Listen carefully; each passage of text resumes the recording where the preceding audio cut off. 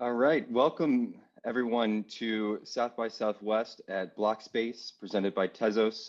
We are joined today by Leaston Bryant, and we have Sebastian from the Sandbox here as well. We are here to talk about the future of the gamer experience, the future of the metaverse experience, and how all that ties together into not only our digitally native worlds, but also how are brands taking advantage of that, and how is culture moving into the metaverse overall. We'll touch on a number of really interesting and important topics.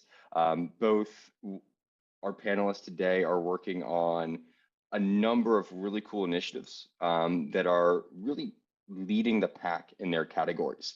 And before we dive into those aspects, I'll actually give both panelists a chance to introduce themselves. And Lisa, I'll let you start. Thank you. Thanks for having me.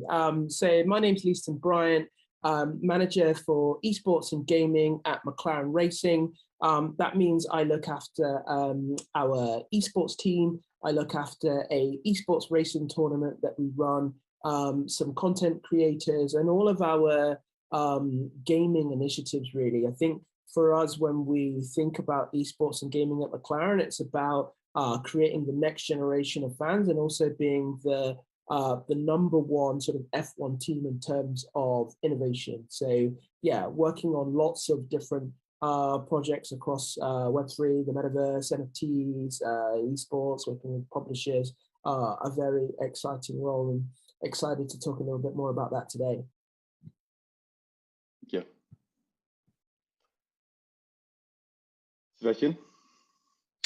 Yes, hey everyone, my name is Sébastien Bourget. I'm the CEO and co-founder at the Sandbox, as well as the president of the Blockchain Game Alliance.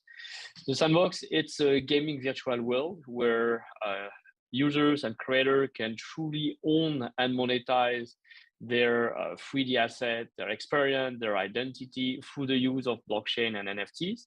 We are building this open metaverse where anyone can play with these NFTs and involving major brands. More than 200 major brands already are part of our Sandbox, and a lot of user-generated content.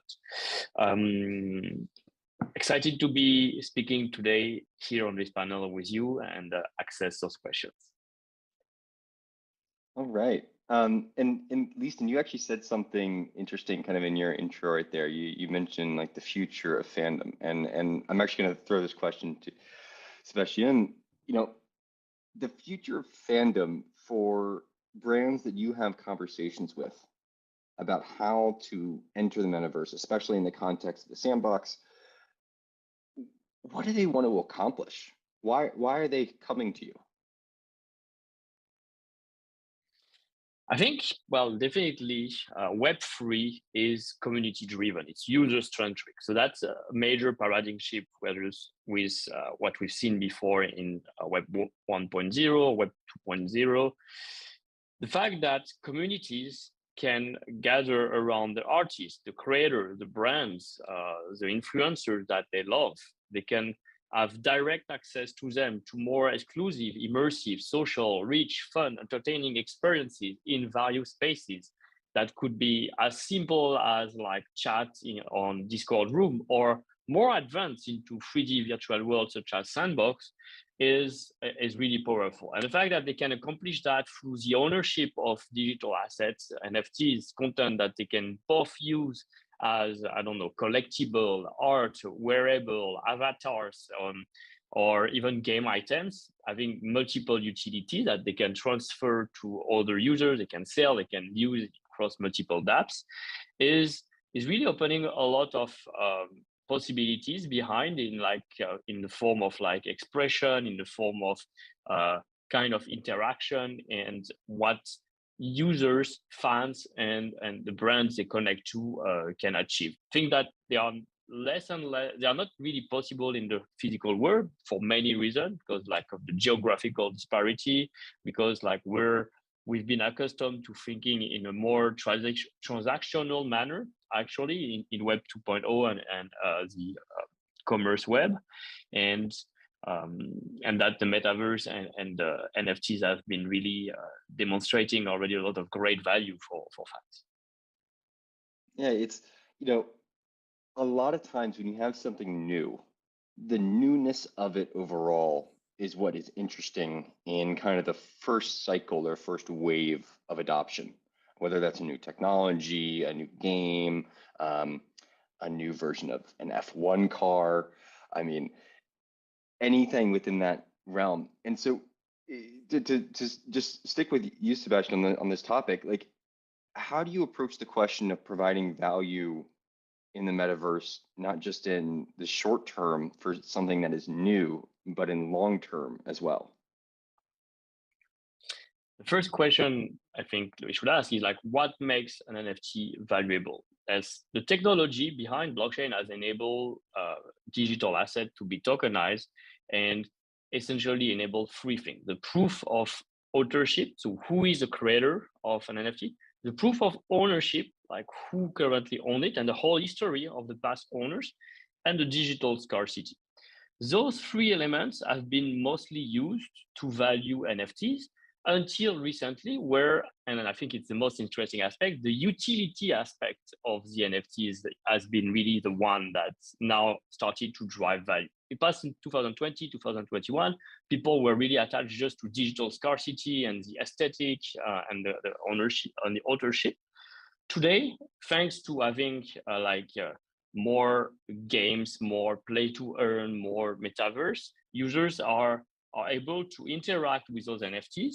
And that's a lot what Sandbox provides through this creation tool, through the game maker and the game clients, so game mechanics behind that enable users to interact. One clear example is avatars. Like, people are usually entering into NFT through what is called profile picture project, like a collection of 10,000 2D images, sometimes 3D assets that are procedurally generated based on a variation of traits. This is great. They look all good, and we can have a certain value system within the community of holders.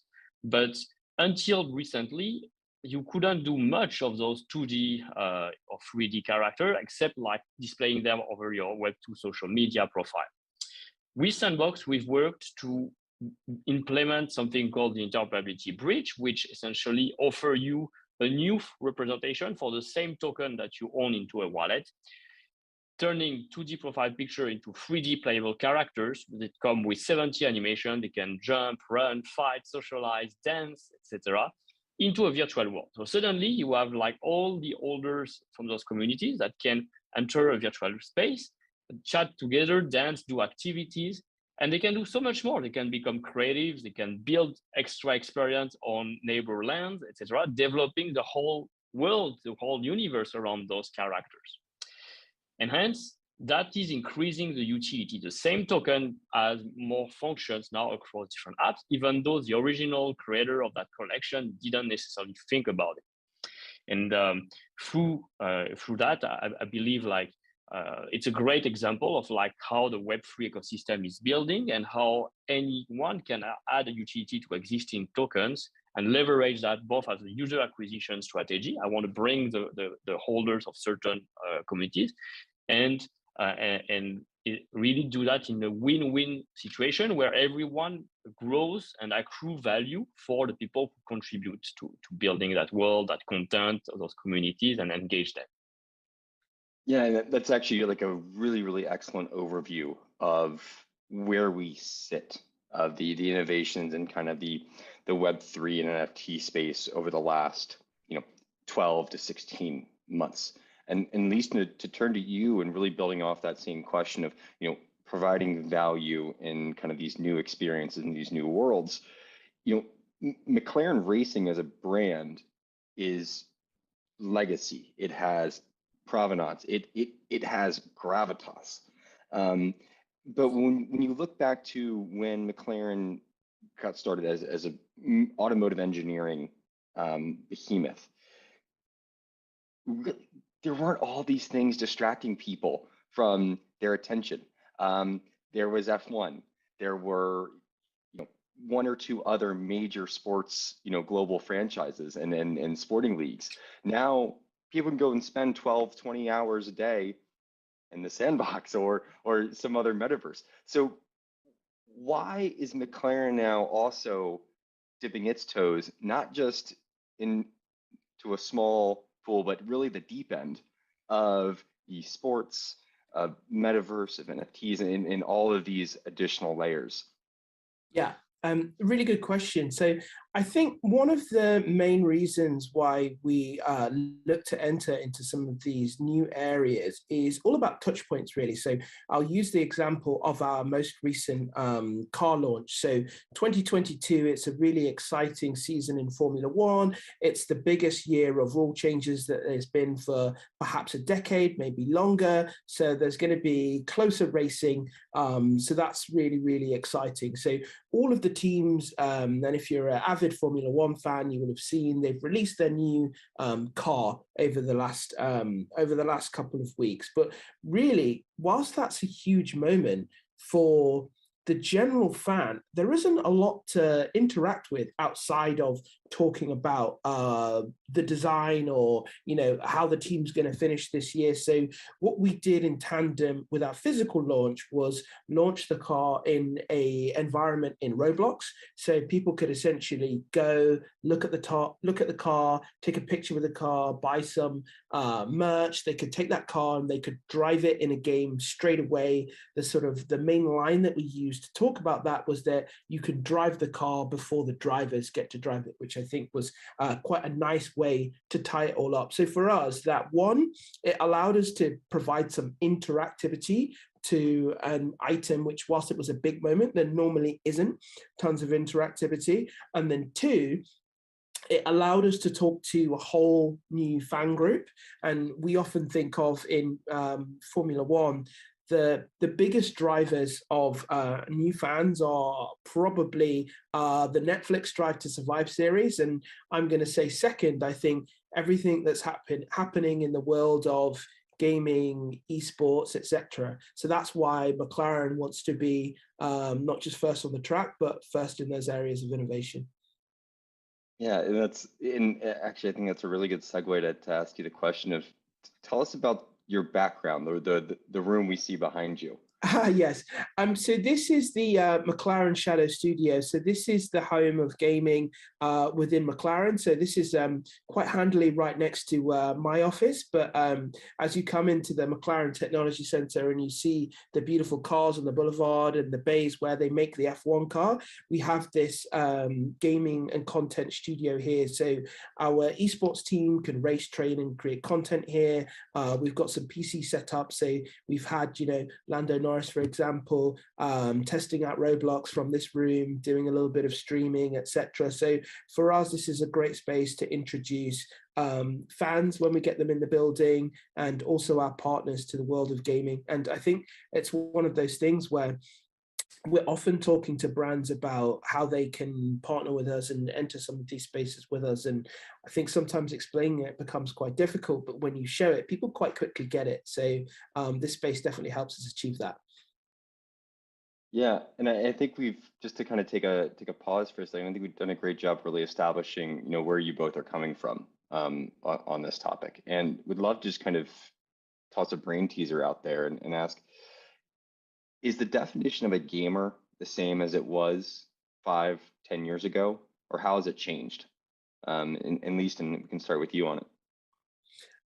I think for us, we think of gaming as like a really important culture. And I think that the main change hasn't actually been the gamer, it's been the perception of the gamer, I would say. So I would class myself as a gamer, and my other passions are streetwear, food, travel. And I'm exactly the same person that I've always been, but I think I'm just perceived a little bit differently. People are getting that actually you might be a high net worth individual if you're a gamer. You might be interested in history or lots of other different things. So I think it's actually seeing that cross pollination of gaming and esports fans with lots of different areas, which I think a lot of other people have just started to realize, oh, that person actually has a wide sort of range of, experiences and passion. So that's kind of the change that I would say. And then I read a really interesting stat recently, which was in The Guardian, about gaming being the eminent kind of culture. Like, it used to be music for the youth, but now it's gaming. Yeah, and Sebastian, same question kind of to you, but like, is somebody just walking around the metaverse in the sandbox? Are they a gamer? I think definitely, like, the notion of gamer is definitely shifting since it used to be about 10 years ago. Like, today there's roughly 2.4 billion gamer overall. I think like the metaverse is this opportunity to bring more than like 5 billion, 7 billion gamer, because it's really broadening the perspective of like gaming is a mechanic, not really a destination. And like, we're moving more into like entertainment, into like all sort of user experience that range from shows, from art galleries, from virtual concerts, from immersive interactive experiences where you get to try a product, where you get to interact with a community, where you get to dance with other users, and you have fun and you come back to that. What Sandbox does, actually, we just opened this yesterday, this alpha season, our second alpha season, bringing back users, and they will get through over a whole month, to experience 35 different kind of content, some made by the community itself, some made with major IPs and brands, including Snoop Dogg, including South China Morning Post, including Blondish as a DJ. And they will interact, they will complete quests, they will do activities, and they will do all of that without even thinking through like, oh, this is a game or this is a concert. It's just like, this is becoming more slice of life that you engage through an avatar, that 3D character that allows you to do tons of different activities in the metaverse, and that you can take across different virtual worlds now, like carrying your identity, carrying your digital asset. And the beauty of it is like, thanks to this interoperability and the fact that we're now decentralized, actually the engagement, the fun goes beyond just the game itself. Like, you can take your wallet and connect it across marketplaces, across different platforms, do DeFi, do staking, do other form of engagement. So it's becoming really almost transmedia, both in the culture and into the usage. Yeah, and it almost sounds like if we take the idea that the definition of the gamer is expanding, the funnel is getting bigger, wouldn't that also mean that then the amount of experiences that a gamer can experience is also growing as well? Open-ended.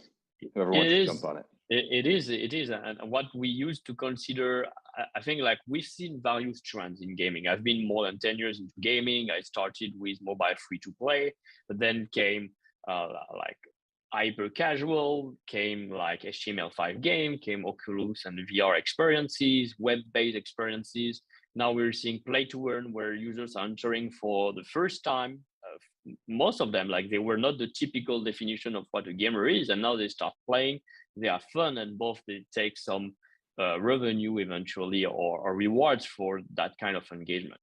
That's why, in my opinion, everything can be gamified now, and gaming is going to be the main way to drive retention, to drive engagement, to drive rewards mechanism that makes you want to come back into those experiences. Yeah, Leaston, what do you think? Yeah, I think that it's really exciting just seeing that there is just going to be so many different experiences. And to Sebastian's point, even more things in the future that you wouldn't necessarily have traditionally thought of as gaming will be prevalent. So yeah, really excited to see it continue to grow. So, Leaston, what was the first game you ever played? The first game I ever played, oh, I'm gonna age myself probably with that question, but I don't mind. I can't think if it was the first game, but the first game I really remember playing was definitely Sonic 2. Yeah, the platformer, the famous character on the Sega, and I think it's obviously incredible to see where gaming as an experience has got to since that time. Sebastian, do you remember the first game you ever worked on? Well, the first game I played, I got offered like the Super NES, Super Nintendo, Super Famicom, depending on the country. So it was probably Super Mario World. It's on 16 bits. Then I played almost every console, etc. And the first game I worked on, actually, this was when we co-founded our mobile free-to-play game studio, and the first title was the Sandbox, actually, on mobile. So Sandbox original story is like it's a game that came to life in 2011 with the idea of using this new technology by then, smartphone and their touchscreen, in order to turn players into creators. Back to this idea, which was very successful back then and drove 40 million downloads, 70 million player-made creation. We always had this idea that we should make new technology accessible, and gaming was a great way to do that. And again, the same with NFTs and blockchain in general. Yeah, and I think one route that we'd be remiss if we didn't touch on is that everyone really started as kind of that casual gamer, for one reason or another, pass the time, exploration. But today we see the category of professional gaming taking off. And, Lisa, I know with McLaren, like you all even have people competing on the esports side under the McLaren brand. And how is that transformed even your approach to gaming, whether with McLaren overall or just in general? How does professional gaming factor into the changing of the experience? Yeah, so I think for us, we've got a couple of esports drivers who compete in a series called the F1 Esports Series, representing all the F1 teams, and we are actively looking actually at other series which have the right sort of brand fit for McLaren. But I think the way that it goes now with professional teams and professional organizations, when you add in some of these brands now, the level of competitiveness just goes through the roof, and it becomes about finding, in our case, those milliseconds or tenths, as you call them, and in other games, those minor points that you can change that make the difference in a competition. So in the studio that you see behind me, we take all of the data from our racing drivers. We analyze that the exact same way that the racing team do, and just try to find small performance gains on a consistent basis so that we're competing on a high level. So I think the amount of time, resource, effort that can kind of go into gaming at that level is incredible. And I think that people probably never imagined when they were creating the first games that they would have created an industry like that. So yeah, we definitely approach gaming from a sort of scientific point of view when it comes to competing. And then obviously there's the nutrition and the fitness side of things as well, which can't be discounted when you're competing at that level. So for us, it's that real change of seriousness, and in the competitions that we're in, we see that change year on year and grow. And I think that as the player ecosystem becomes bigger, the viewership becomes bigger, the prize money becomes bigger, teams then take it even more seriously. So it might look a lot like what some of our major sports in terms of, NFL, soccer looks like in a couple of years' time. And in some games where there is, huge amounts of prize money, it already does look quite a lot like that. Yeah. The fact that there is let's call it an R&D hub within like a massive R&D hub in terms of a technical center that's churning out state-of-the-art F1 vehicles. Does that impact the development of the game overall?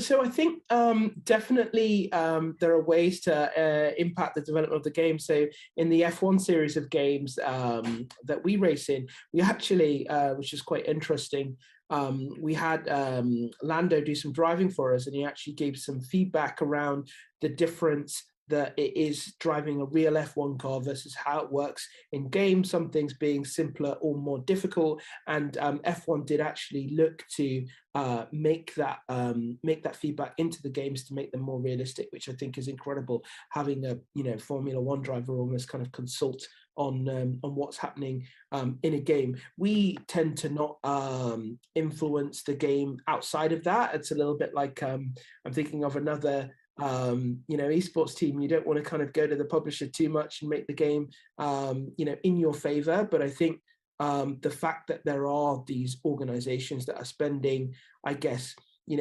time and money to kind of exploit any potential benefit does change how that game is then developed in the future.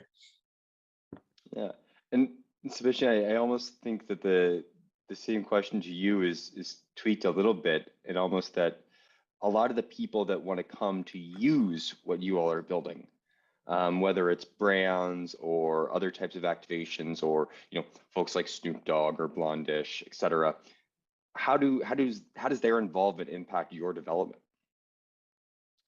Well, the story of Sandbox is always all about creator, and that's how again the metaverse NFT based version about 4 years ago started. Like, we first brought in a community of creators, we built the tool for them, a Vox Editor, 3D editor, our game maker, which is no code, and we've been engaging these creators or the artists through various contests, through various competition, to build exciting content, to bring new content that then players could enjoy. The player side just really opened recently at Sandbox. Like, our first alpha season was last December. Our second is just live right now and shows very exciting promises. So it takes time to build games, as you know. It takes time to build a virtual world. That's why we have always had this creator first approach. We bring brands, and through the brands, we bring their fans as well to engage. But the first thing that the fans do, essentially, when also they follow, is they see the land sale, they become the virtual neighbor into the metaverse from their favorite brands or content. Some of them we brought include The Walking Dead, include Adidas, include Warner Music Group, Ubisoft with the Rabbit, Gucci, Snoop Dogg, which I think is so far one of the leading example of like fan engagement. He launched his mansion into the Sandbox, which will be able to play and enter into with this alpha season. He launched his avatar collection, where there's a 10,000 collection of 3D version. Each one is unique, and it's already playable into a virtual world. So not only you can be the Snoop, but you can play as Snoop anywhere. He also launched the Snoop Early Access Pass, which is like sort of an NFT ticket that give access to various benefits, NFT drop over time, will give access to his first concert onto his land, and so on. So really showcasing a lot of ways that users can engage and his fan can engage with and do things that they cannot do normally into the real world, because such a few people in life will be able to visit his mansion. Now it's accessible to everyone. We also seen a lot of engagement through user-generated content. Like when we launched the Walking Dead game jam, we had several thousand of player-made creation using the Walking Dead NFTs. People were imagining new stories, new episodes from the Robert Kirkman comic book, and really expanding the whole universe. Many of them, they never created games before. So we leveraged new skills, new talents, and made those useful for the purpose of the overall community and the brand itself.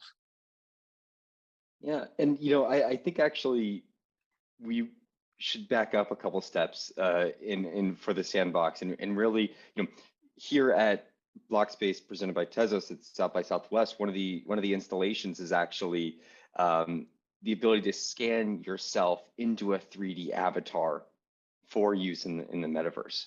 And I think a lot of people, when they hear the Sandbox, they hear all these amazing things happening in it. The first question, if they're not familiar, is, okay, how do I get involved? what's the first step do I take?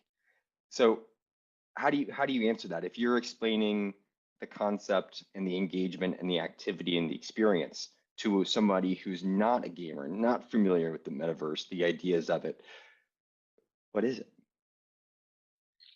To me, like the entry point to the metaverse, any virtual world, any metaverse, it's the avatar. It's as simple as that. I think anyone can understand that there is this 3D character that you can customize any way you like. It can be man or woman or any gender or any representation. Doesn't need to be actually human.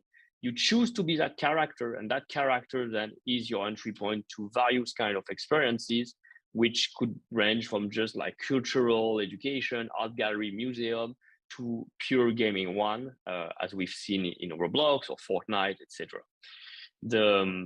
That's what anyone should just remember. I should start creating my avatar right now. What I will do next with it, then it's now up to us, the builders, to create.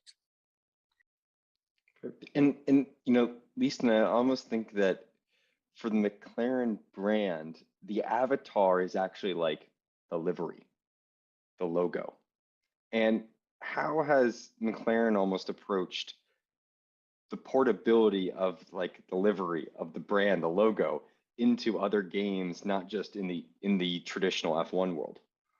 Yeah, so I guess the if the avatar is the brand, there's our trademark papaya and our blue colors, which really represent McLaren, and then also our speed mark. But then also the drivers who are great ambassadors, the most popular F1 drivers on the grid, actually, Lando Norris and Daniel Ricciardo. So for example, when we had the Roblox experience, people could purchase the full sort of like driver overall and their face and facial expressions to use as their character. And as well as that, we also sold like merchandise, which was very similar to the teamwear that we sell on our e-commerce site. So you could buy some like a hoodie or a t-shirt that made you feel like you were part of the McLaren team, or as we might call them, the papaya army. So I think those sort of cues help people, create an avatar which feels very McLaren. And then we also have done some sort of mobile gaming executions which are different from, generic just being a race car. And we actually created a sort of car of the future, which is in the Garena Free Fire game. So it uses kind of that engineering, innovation, and then also those brand colors to create items which you wouldn't expect McLaren to create. I was very surprised that we got a McLaren grenade signed off.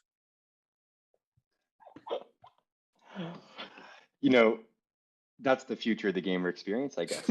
Anything goes. Anything goes. Creator first, world first.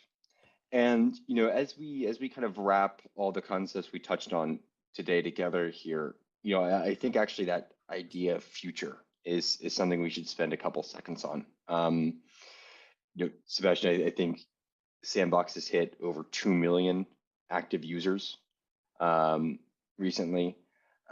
Obviously, the McLaren brand is world famous, and more people every day are joining the esports revolution that you all are playing a big part in. Is the future of kind of the gamer experience all about additional user acquisition, or what is it? I think who's going first? Oh, after you. Yes, I think it's definitely the future of user acquisition. And I think I'd like to broaden the perspective. Like we've been talking about esport. Esport to me is like competitive. It's only like the top players who are going to try to rank, and there's like one winner among all those teams or among all those individual players.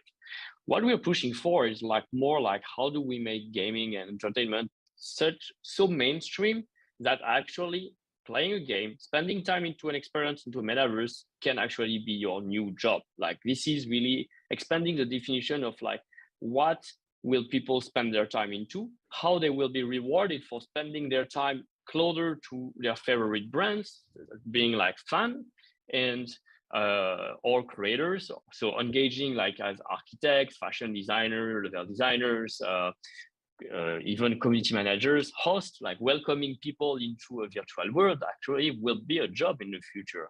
Curator of content, historian of the metaverse, why not? Or just coach, player, guilds, all of that part as well is structuring very well into the Web3 and is helping to onboard hundreds of thousands, if not millions of users who were never gamers before and will not be pro players, but still will enjoy it, spend time, engage, create value, and thanks to Web3, benefit most and first from the value they bring to the network, the community, and the platform. And if I was to jump in there, I would use a little bit of an analogy that generally when you refer to people who like music, you kind of like, everybody likes music, so you don't necessarily call people like music fans. And I think that 20, 30 years from now, you might not even use the word gamer unless you're talking about someone who is very hardcore, just because everyone is into gaming because it's such a ubiquitous part of life, whether that be on your phone, in a metaverse experience, in a VR experience, and then, you know, at the top of that pyramid, you know, the pro sort of player. But the word gamer might start to disappear. That's when we know we've really hit the critical mass. The future of the gamer experience is the deletion of the term gamer from the experience. You can quote me. I like it. I like it. And actually, just to roll back the tape a couple of seconds, especially you said something really interesting right there. You know, a lot of it is about fans and creators engaging with brands, but also creators have an opportunity in the metaverse to create their own brand and to create new brands. And that sounds like something that just opens up a whole new world of possibilities. Absolutely. We've already seen that since YouTube, Instagram, Minecraft, Roblox has launched studios. TikTok is a greatest example so far, but those creators, they are so talented. They bring in millions of users. They are now like becoming influencers and brand of their own. Sometimes they help a brand from the physical world to better recommend products, sell products, services, and other causes. And yet they earn such a small fraction of the revenue they bring to the platform. I believe it's rather unfair. And what Web3 is aiming to solve is like actually to redistribute more fairly the value that's being created here between the actual creators, the fans of those creators, and the platform itself. Like, platform doesn't capture 70% or more of the value anymore, but is going to make maybe just the small platform fees, and all the rest goes to the fan. And through that, they will enable them to reinvest into the platform they're earning, etc., developing a circular economy that I hope and I expect in the next 10 years to become a whole digital economy that could become bigger, $1 trillion, multi-trillion-dollar digital economy that will become bigger than the actual physical world economy.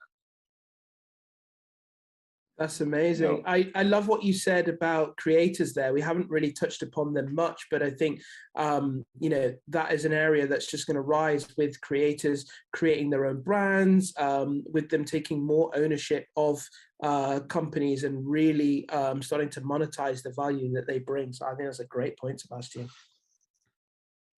And when we kind of hit on the creator note right there and the dissolution, the idea of the gamer, it really actually sounds like it all comes back to the individual, that the individual is more empowered to do more of who they are as an individual, their creative spirit, their individuality, and have that blossom and come to life in a way where before they had to sit into specific little boxes of brands or allegiances or identities. And in kind of the new experiential world that's being built out there, there is no box. There's a sandbox where you can build and play.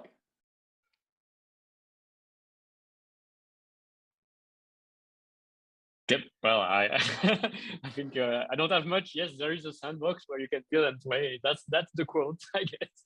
That works for me. Oh, I love it. You know, as we come up on the end of our panel here, I think we've done a great job of really talking about where things have come from, especially given the context of the very different industries that you all operate in, but how there is this kind of connection where the streams are crossing. And what that's going to create in the future is something where we can kind of sketch it out and see what it might become, but there's still so much more that needs to be figured out. And so just kind of as closing statements here, would love to just kind of pose the question of like, what does need to be figured out still? Is it things like identity? Is it things like ownership? You know, does Web3 have a role to play in those things? Anything goes. Lisa, I don't know if you want to try to kick it off. What still needs to be figured out? What still needs to be figured out? I think it's not necessarily about, for me personally, what needs to be figured out. It's what needs to be explained so that everybody can kind of like get it quite simply. So I think I've talked about Roblox quite recently because that's my personal most recent experience of the metaverse, and we had to explain that platform to a lot of people internally and externally as we went into that. And I think the more that companies like Sebastian's company can make that really tangible and easy for the average person to understand, the more it will just increase growth significantly. I think NFTs are definitely a part of what we're doing at McLaren, and the bit that we're trying to figure out there is just what's the utility moving forward, going back to Sebastian's earlier point. So for me, it's explaining the benefits to people simply and just working out what that utility is across all of these areas. Sasha, what do you think? I fully agree, and I would just add, like, well, if you just explain technology for technology itself, like, it might not really be compelling for most of the mainstream users. Maybe like the tech savvy one would be excited about it, but that's it. So the way to like make it accessible, and that's what it shows, is like really through building the experiences and showcasing the possibility of the technology. So let them come for the fun, for the engagement, for like, wow, the admiration of like those new possibilities. And then as you retain them over time, they might be more curious, and then they might get into like the specific benefit of what the technology enabled. That's been mostly what's been driving us for the past 4 years. We didn't launch the NFT and the token, etc. First, we actually launched the creator tool. We launched the thing that showed them what they can do. We showed what they can do with great examples. And now progressively more and more of them are interested about the rest of the value proposition. Couldn't agree more. And I think with that, we'll bring everything to a close. Leaston from McLaren, Sebastian from the Sandbox, everyone watching virtually and everyone in person in Austin, Texas at South by Southwest, thank you very much for tuning into this panel at Block Space presented by Tezos. It's been a really, really insightful couple minutes here of diving into the future of the gamer experience. And there's a lot of things in store for this category. And as we have just touched on, there's only more things to build. And if the biggest takeaway from today is there's an endless amount of things to build. Thank you. Thank you so much. Thank you, Ray. Thank you, everyone. Have a great day and see you in the metaverse.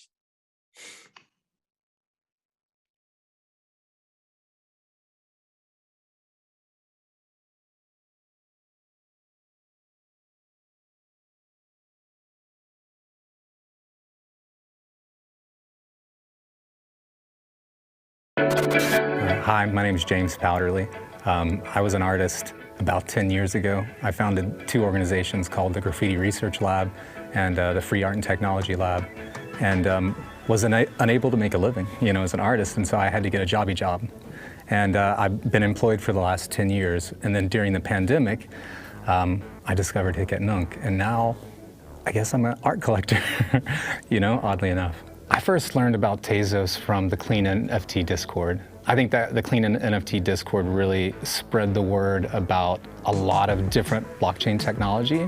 And I was casually familiar with the blockchain before, for years going back. Had friends who were dabbling in NFTs, and even people like Raphael Rosendell or Adi Wagenknecht, who were really like the early originators of kind of putting digital art onto the chain.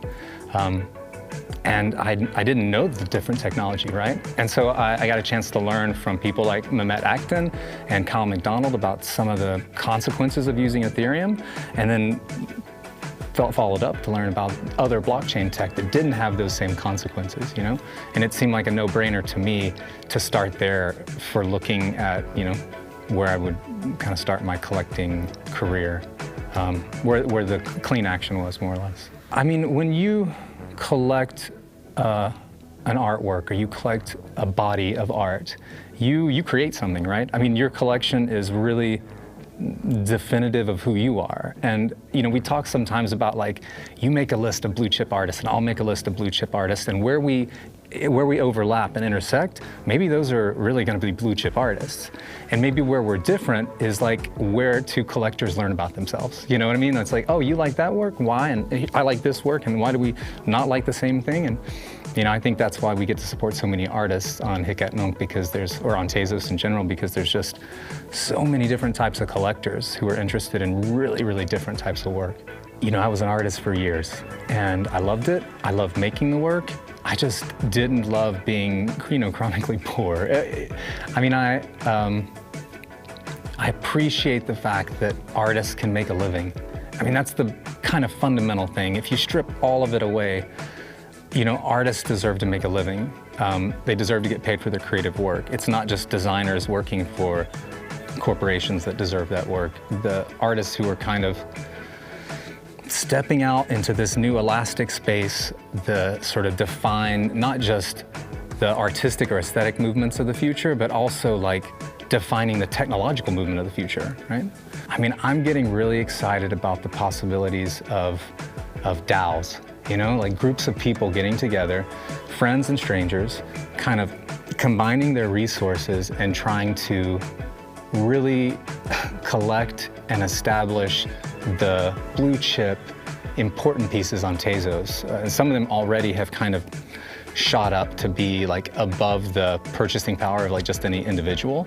And so like working together with my friends and strangers too, and people who know a lot more about art than me, and people who know a lot more about finance than me, I think we have an opportunity to kind of elevate some of these artists who really deserve the attention.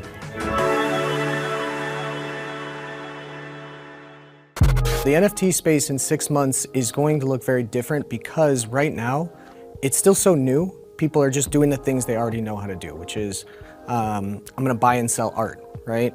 But NFTs are so much more than that. NFTs are layered. I think the modern day art collector is going to have a very similar experience with displaying art as they do now. We're starting to see events like what Tezos has put on, where you have literally screens on the wall that people could hang in their living rooms, and that can display NFT media.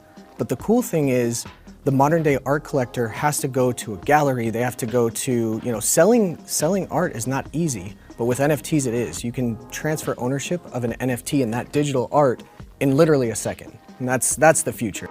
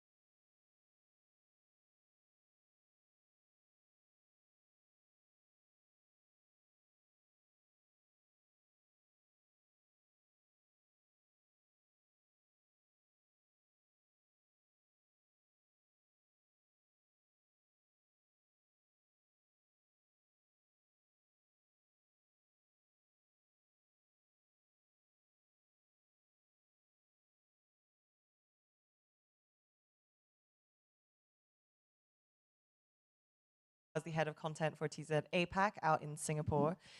Today, we have a great discussion, which is titled, oh, it's not on screen, Bringing Digital Art to Life. And to discuss that, we have 4, potentially 5 panelists. We are pending one more. And to talk about this, it's my pleasure to introduce Nancy Baker-Kale, who's a new media artist. Hi, Nancy. And then we love the fan support from the crowd. And then Mikkel App, who's the founder and CEO of Vertical Crypto Art. And then joining us online, we have Ryan Roble, founder of NFT Collective, Edward Zipko, director and co-founder of Super Chief Gallery NFT, who might be joining us later on. And then we also have Laurent Mossy, who's the co-publisher and co-owner and editor at Whitewall. So hi, guys. Thanks for joining in online. Thank you for having us. Sorry not being in town. Well, we wish you could be here with us, but it's great to have you dial in as well. So to kick off this conversation, each of you kind of represents different iterations of the art world and how it's kind of collectively being impacted by new technology. So before we dig into that, Nancy, one question I want to ask for you is, how did you actually come to explore this world of NFTs, and how did you build your stance on it as an artist? Thank you so much for that question. It's interesting, you know, back in 2017, I had first started thinking about blockchain and actually was really interested in how to fractionalize artwork, but I couldn't really wrap my brain around it. It didn't really fit with my practice. I couldn't really figure out how that would actually work, although obviously other people did and did it very well.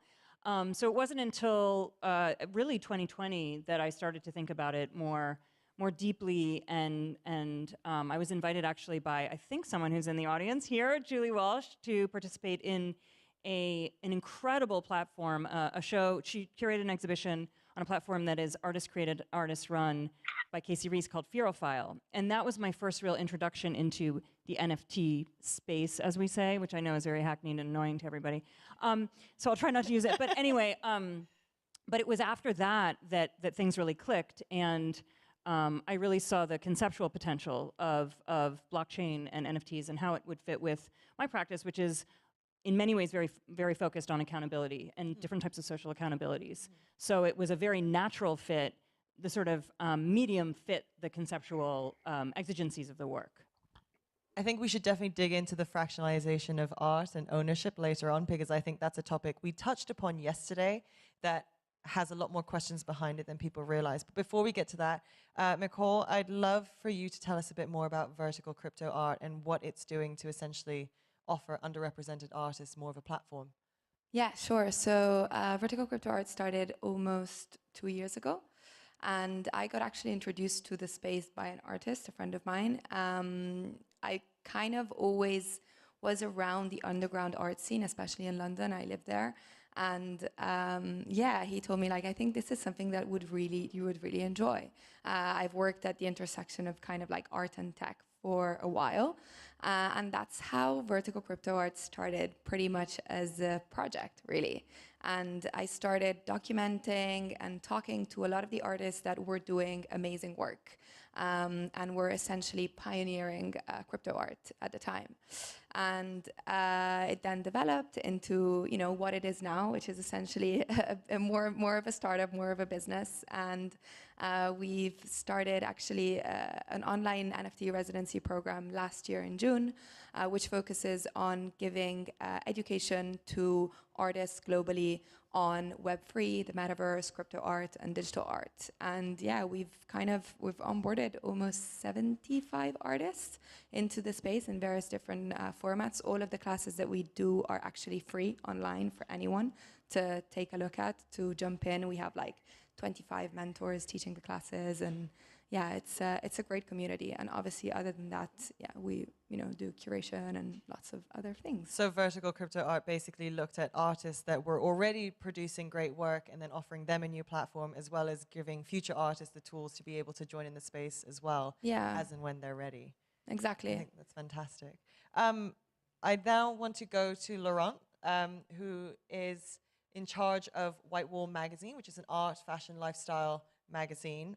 So when NFTs first emerged, how did Whitewall as a publication first approach it? What was the stance it took, and has it changed since? Well, actually, we started early on, even before it was called an NFT. We actually been lucky to be in touch with various artists that were exploring different mediums. And I remember that the first artist that talked to us about this new medium and the NFT was Sarah Mejoyas. And we've been lucky to have a great relationship with her and being very impressed with everything that she built and created. We were very intrigued. And then obviously COVID happened, and then working remotely, then 2020, everyone started the craze about NFTs. And we realized that it was just a new medium to allow incredible, talented creatives to express themselves and to reach audiences that otherwise wouldn't be reached. So we really just embarked in that and trying to create the same nature of content for those artists that we created for the contemporary art world and the artists that we have been following since the inception of the magazine now 16 years ago.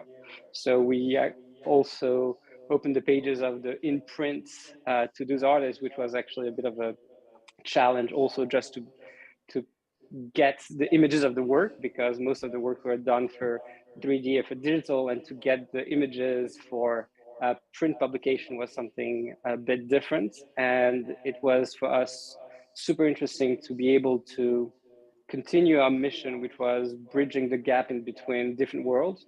And so we keep that stand of bridging the gap in between the traditional contemporary art and the digital art.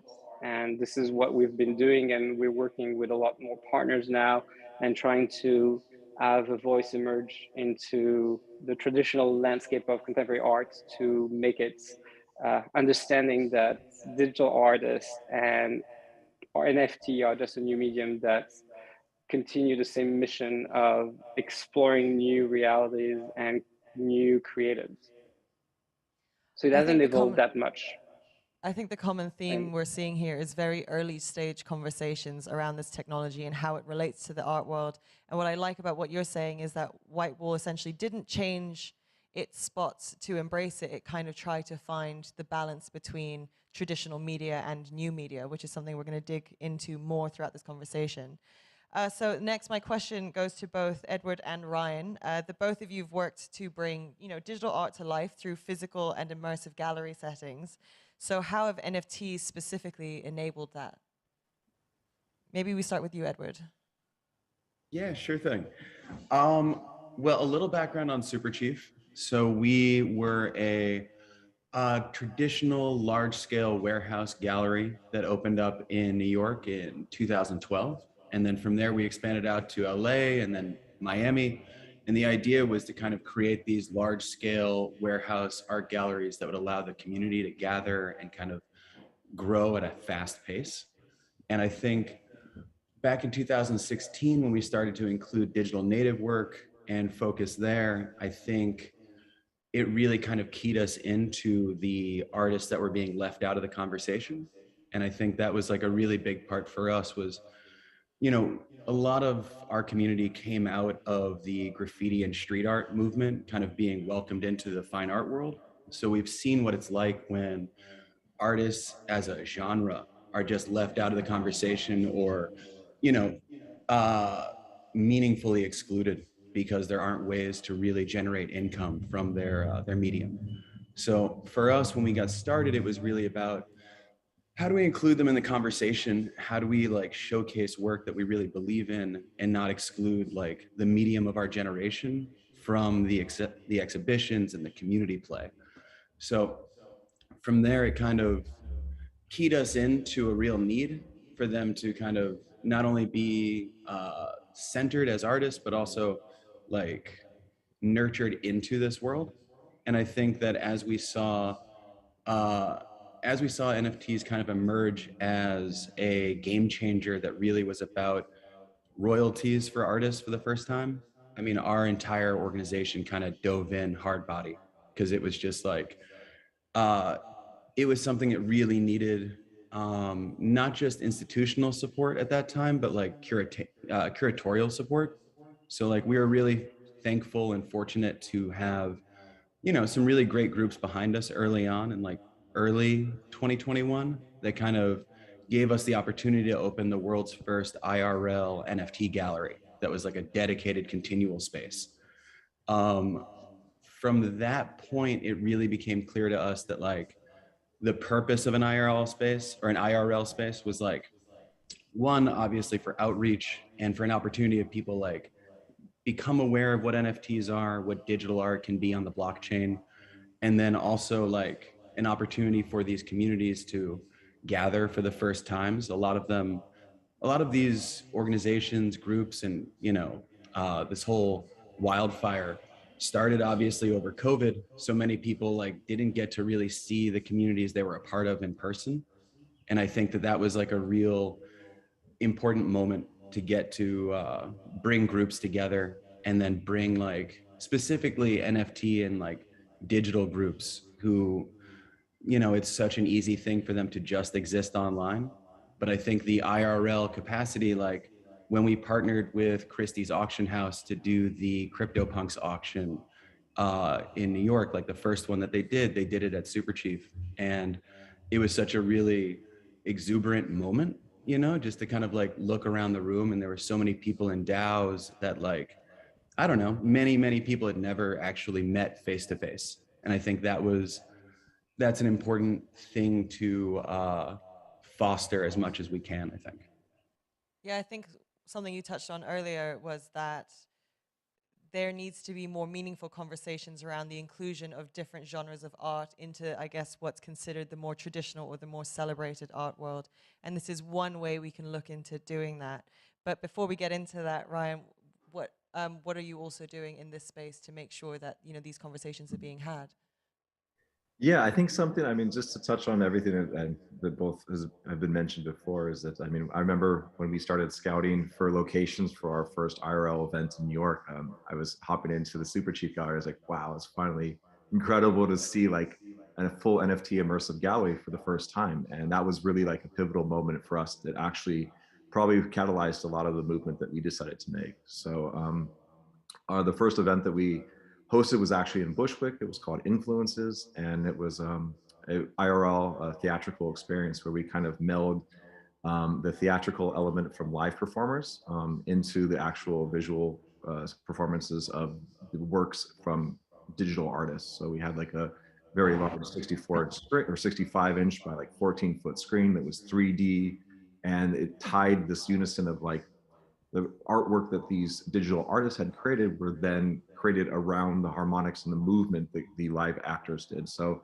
it was kind of like really trying to rethink of how we can embody this, what we call a digi-fizzy experience, so that people, they come to the exhibition, the theater, and they have this moment where there's this connection and where they can't really tell where one begins and one starts. And I think that's like, a common thread that we're trying to have on a lot of the works and pieces that we put together. Now we have our gallery, our physical gallery, the Highline 9 in West Chelsea in New York.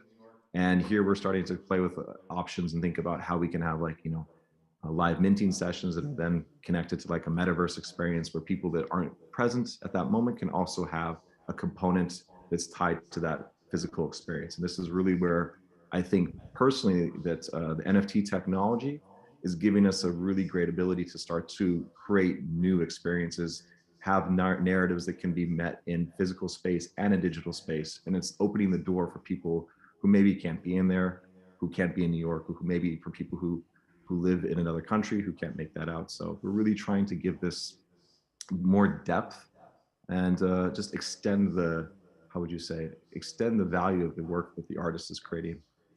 So what I've observed from all of your answers is there's actually two touch points in terms of how we capture these new genres of art and how we make sure that we're having these meaningful discussions around inclusion. And that's because there are genres of art that were notoriously underrepresented in the art world, like we said before, street art and graffiti art. And we're also seeing the emergence of whole new genres of art in the crypto space, because whether it's a meme or whether it's a GIF or even a pixelated animation, these are things that are not necessarily recognized nor valued nor consumed in the same way as traditional art. So trying to have this conversation where we say, how can we offer them the same platform, the same recognition, and the same sense of value is essentially going to be a challenge. So that's I mean, Nancy, you're a new media artist. How do you see that affecting your work? And is that a challenge that you've come across as well? I mean, I see it as a enormous opportunity, and what's gratifying about it, and I think this is well worn, this observation, is that, you know, for digital artists, of course, it's really gratifying to have not just another means of remuneration, but having your work acknowledged as something of value. So that's the most sort of obvious benefit to working in you know, with blockchain or with NFTs.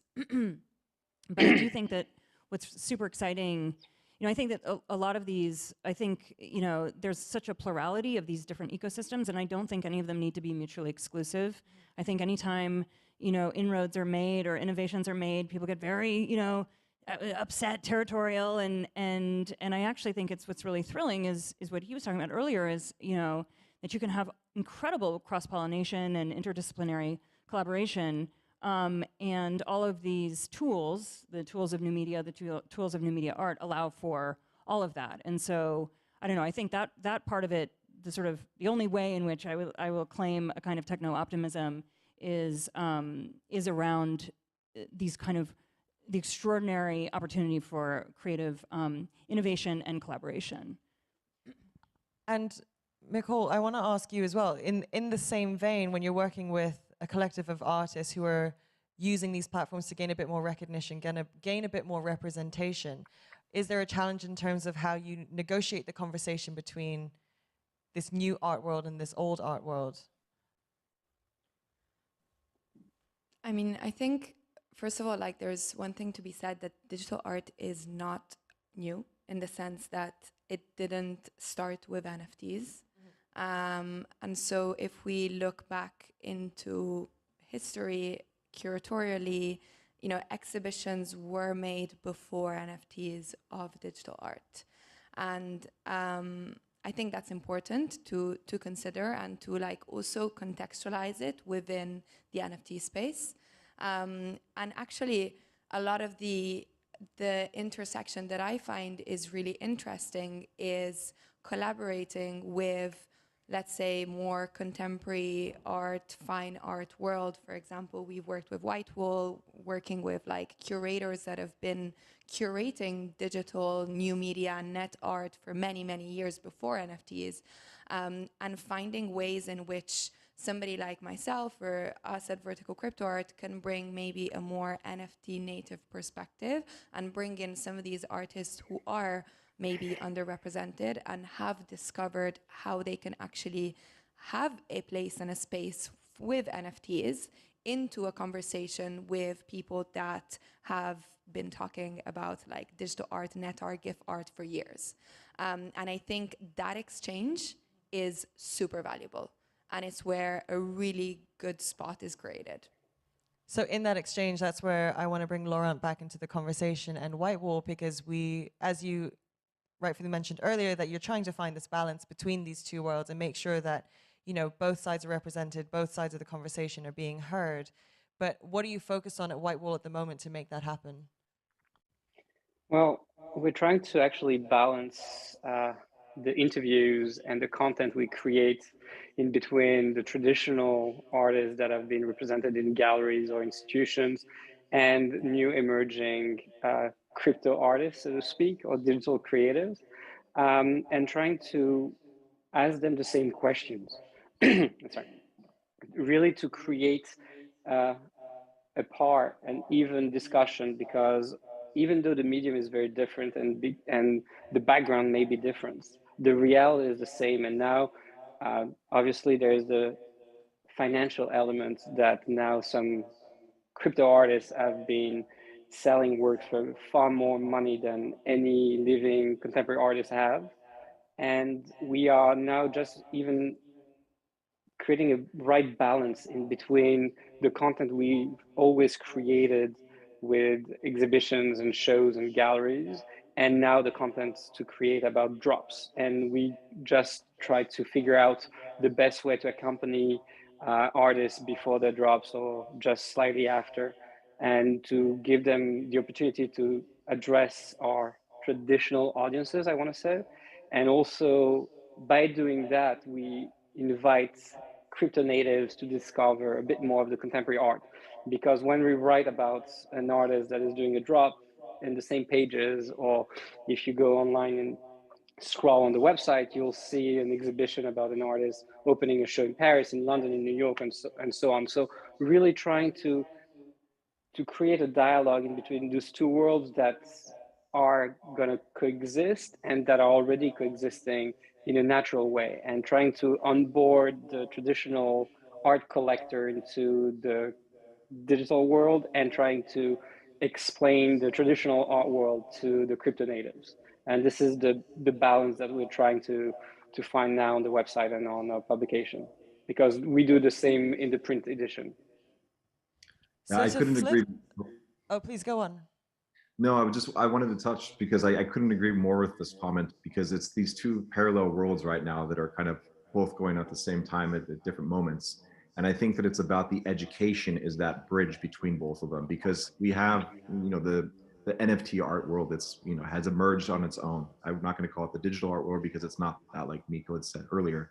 And then we have the contemporary art world, which has always been moving all along on its own as well. But now we have these two similar technologies that are cross-pollinating from time to time. And I think the really important element is how each one is educated about each other, because that's the moment that we're going to have these aha positions and moments where people are saying, oh, wow, I didn't know that I could do this with my artwork, or oh, how do we showcase it like this on this digital realm?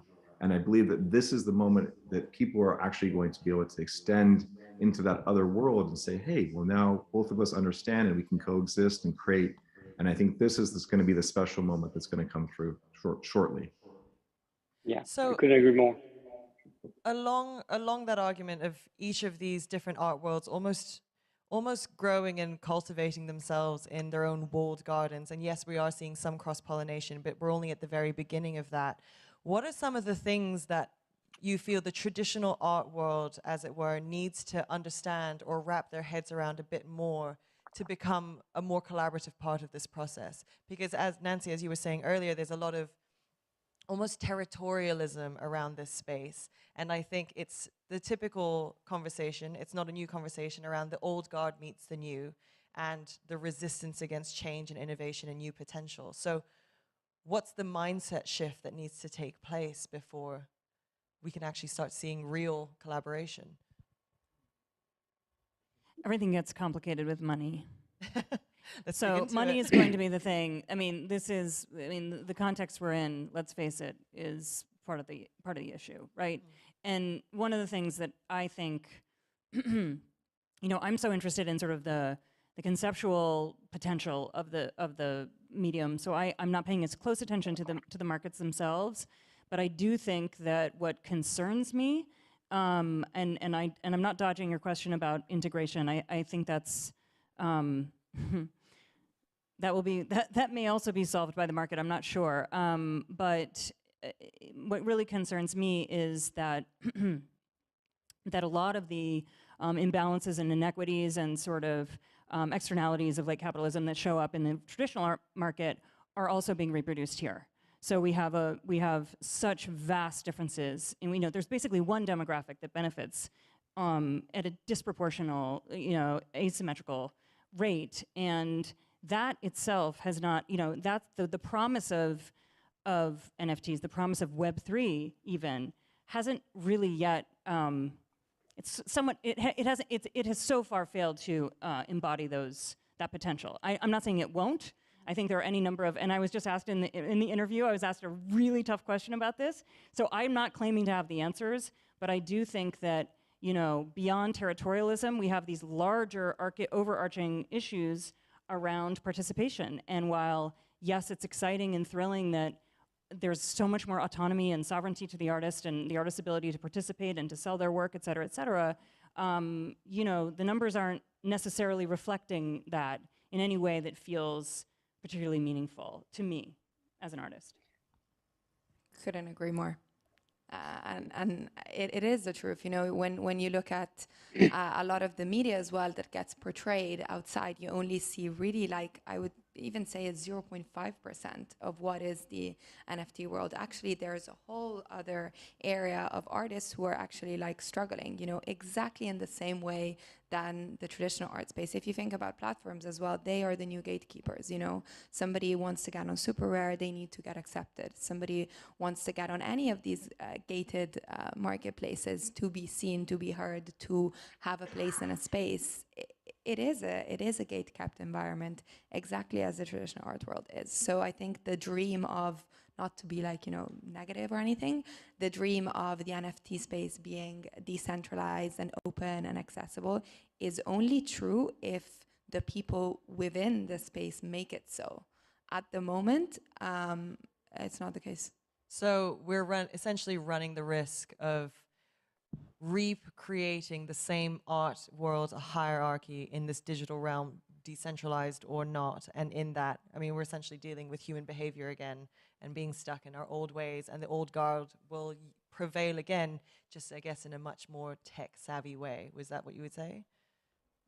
Well, that's a daunting prospect. Yeah, but we have to have these conversations, because we can't, I mean, again, back, not to be like the anti-techno utopian, but honestly, like, I think that's part of it. That's the opportunity for artists and gatekeepers, if they're interested, to change the discourse and to change the structure. I mean, if we're building this, and as you say, like, you know, these ecosystems depend, like, for that to succeed, for these ideals that we hold dearly to succeed, we do have to be mindful and intentional about how we participate and who we include and how we include. So we have the opportunity to recreate this digital infrastructure. We have the opportunity to redesign the industry in that way, make it more inclusive, make it more accessible, equitable to everyone who's involved.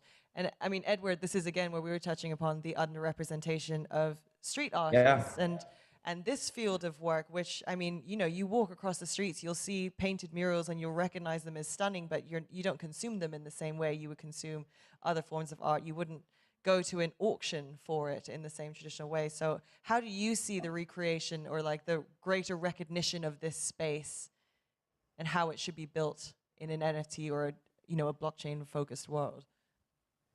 I think it's, you know, it's about taking the opportunities. You know, I think when we opened the gallery, right, we had opportunities to just rush in and, you know, kind of, we could just emulate things that we've seen work elsewhere, or we could kind of do it with intent, you know, and I think that's kind of like the moment for everybody to like recognize in their own situations is like, how do you refocus the thing that you're doing, not just having the opportunity to do it, but like, what are you going to do with it, you know? And I think like, now that you've got it, what are you going to do with it is kind of like the mechanism in my head just to like build what we'd actually like to see in the world, because, you know, we're building that future we're all going to be trapped within. Create those incentivizations that make it a rewarding experience, center and offer, not even offer it, like incentivize and support opportunities for people to get onboarded and educated. Like one of the first things that we did when we got the gallery in New York was, you know, when we opened up the NFT arm last year, a big thing we wanted to do was go to friends and people that we've worked with in the past that are community organizers and see how we can kind of offer on-ramps to that community. So one of those was the Woman Biennial, where we partnered with C. Finley, a brilliant artist out of New York. And with her and her team, we onboarded 300 female identifying artists to the space and created an exhibition and a showcase opportunity for, again, artists from like 16 to 86, teaching them about it, doing kind of explanations on like best practices. And again, we were all learning, but, you know, finding the opportunities to provide access and dedicate resources to like creating a more balanced world and ecosystem is kind of like the opportunity we have here, because nobody has written all of the rules yet. So you kind of have that opportunity to, you know, center artists and communities and make sure that they're not boxed out. I think that was huge. Yeah, I think essentially what it boils down to is, do we want to find and embrace these new genres and these new worlds of art, or old is old, old being not the correct term, but long existing forms of art, and then trying to find ways for them to fit into a space that we've already created, or enable them to create their own spaces and then help them thrive. But then again, we come back to the issue of this walled garden. Then we're cultivating these communities in fixed echo chambers almost. And if we keep the culture confined, then how do we really let them scale and grow? Can I just add I to mean, that? I think there's, oh, sorry, no. Nancy, go ahead. No, I just wanted to respond to what you said, because I think one of the, I mean, and I'm not doing this to hype Tezos, but I do think that one of the, a positive externality, Hype away. a positive externality is that, I mean, Tezos was really the first blockchain that I used for my project because of, well, for a number of reasons, which I won't get into. However, I do think that there is a beautiful self-supporting ecosystem that is the Tezos ecosystem, first sort of born most sort of notably and on Hic et Nunc and now Object, that there are a number of artists in the audience who work with Tezos. I mean, I think, and it allows, and artists are allowed, and this isn't true just of Tezos, this is true of every blockchain, but artists collecting other artists has been another way, you know, a small one, albeit a small fraction, a margin of this market, where we've been able to support each other. And that's also really, really exciting. And I think that that is something that warrants, that's notable. You know, when we, in the spirit of critique, this is one of the positive externalities. Yeah, it's a moment of no, go for it. Mikkel, let's start with you, and then we'll go back on. No, I was just going to say that, you know, Tezos, not to, you know, be here to hype it up, but really like accessibility, you know, like artists who are based anywhere in the world can have access to this technology because the minting fees are 0.00 what they are on Ethereum or other proof of work blockchains or other blockchains. So really, it's you know, it's an opportunity. It's a really big opportunity. Like, I work with artists from all over the world, and globally, a lot of artists cannot afford to mint on Ethereum, and that's just the reality. It's like a month of their work, you know. Edward, you were going to raise a point earlier. Would you like to add? Yeah, I was just going to say that I think that, like, I think it does take attacking this situation from 100 different angles. I think it takes open platforms and it takes curated platforms. I think that there's a benefit to each kind of use case because it is going to, each one will have its own on-ramp experience for people and solve a question or a problem that is created by the existence of another. And I think that when we're talking about onboarding a planet, we're gonna have to find ways that are answers for each type of person. And I think that setting things that are, you know, globally accessible, like Tezos, and like, you know, the ability for artists to collect and, you know, proselytize for other artists via like the object for object was a really inspiring thing. And I think it takes those as much as it takes, and I'm sorry to say this, but as much as it takes Nifty Gateway, like creating a hype machine. I think that we're talking about the many different ways that we can incentivize you know, all the reasons we love the planet for being so different and being so unique in all the different ways that we all have a human experience. We're all going to need to be onboarded and sold this concept in a different way. So I think learning best practices and pushing the community towards best practices is essential. But I do feel that we sometimes pick each other apart, you know, and pick like enemies in the scene because they're doing it a little differently. And I think as long as they're not ripping people off or, you know, lying, cheating, stealing, I think it's really about different methodologies towards ideally a continually re-investigated North Star, you know, that we can kind of as a community agree that we're looking for better practices. We're looking for less legacy and more Web 3.0, more transparency and more onboarding and, like, you know, of all cultures to this, you know, revolutionary moment. So I think I really do like to remind people that curation and the gallery model, you know, it isn't just gatekeeping. A lot of it is support.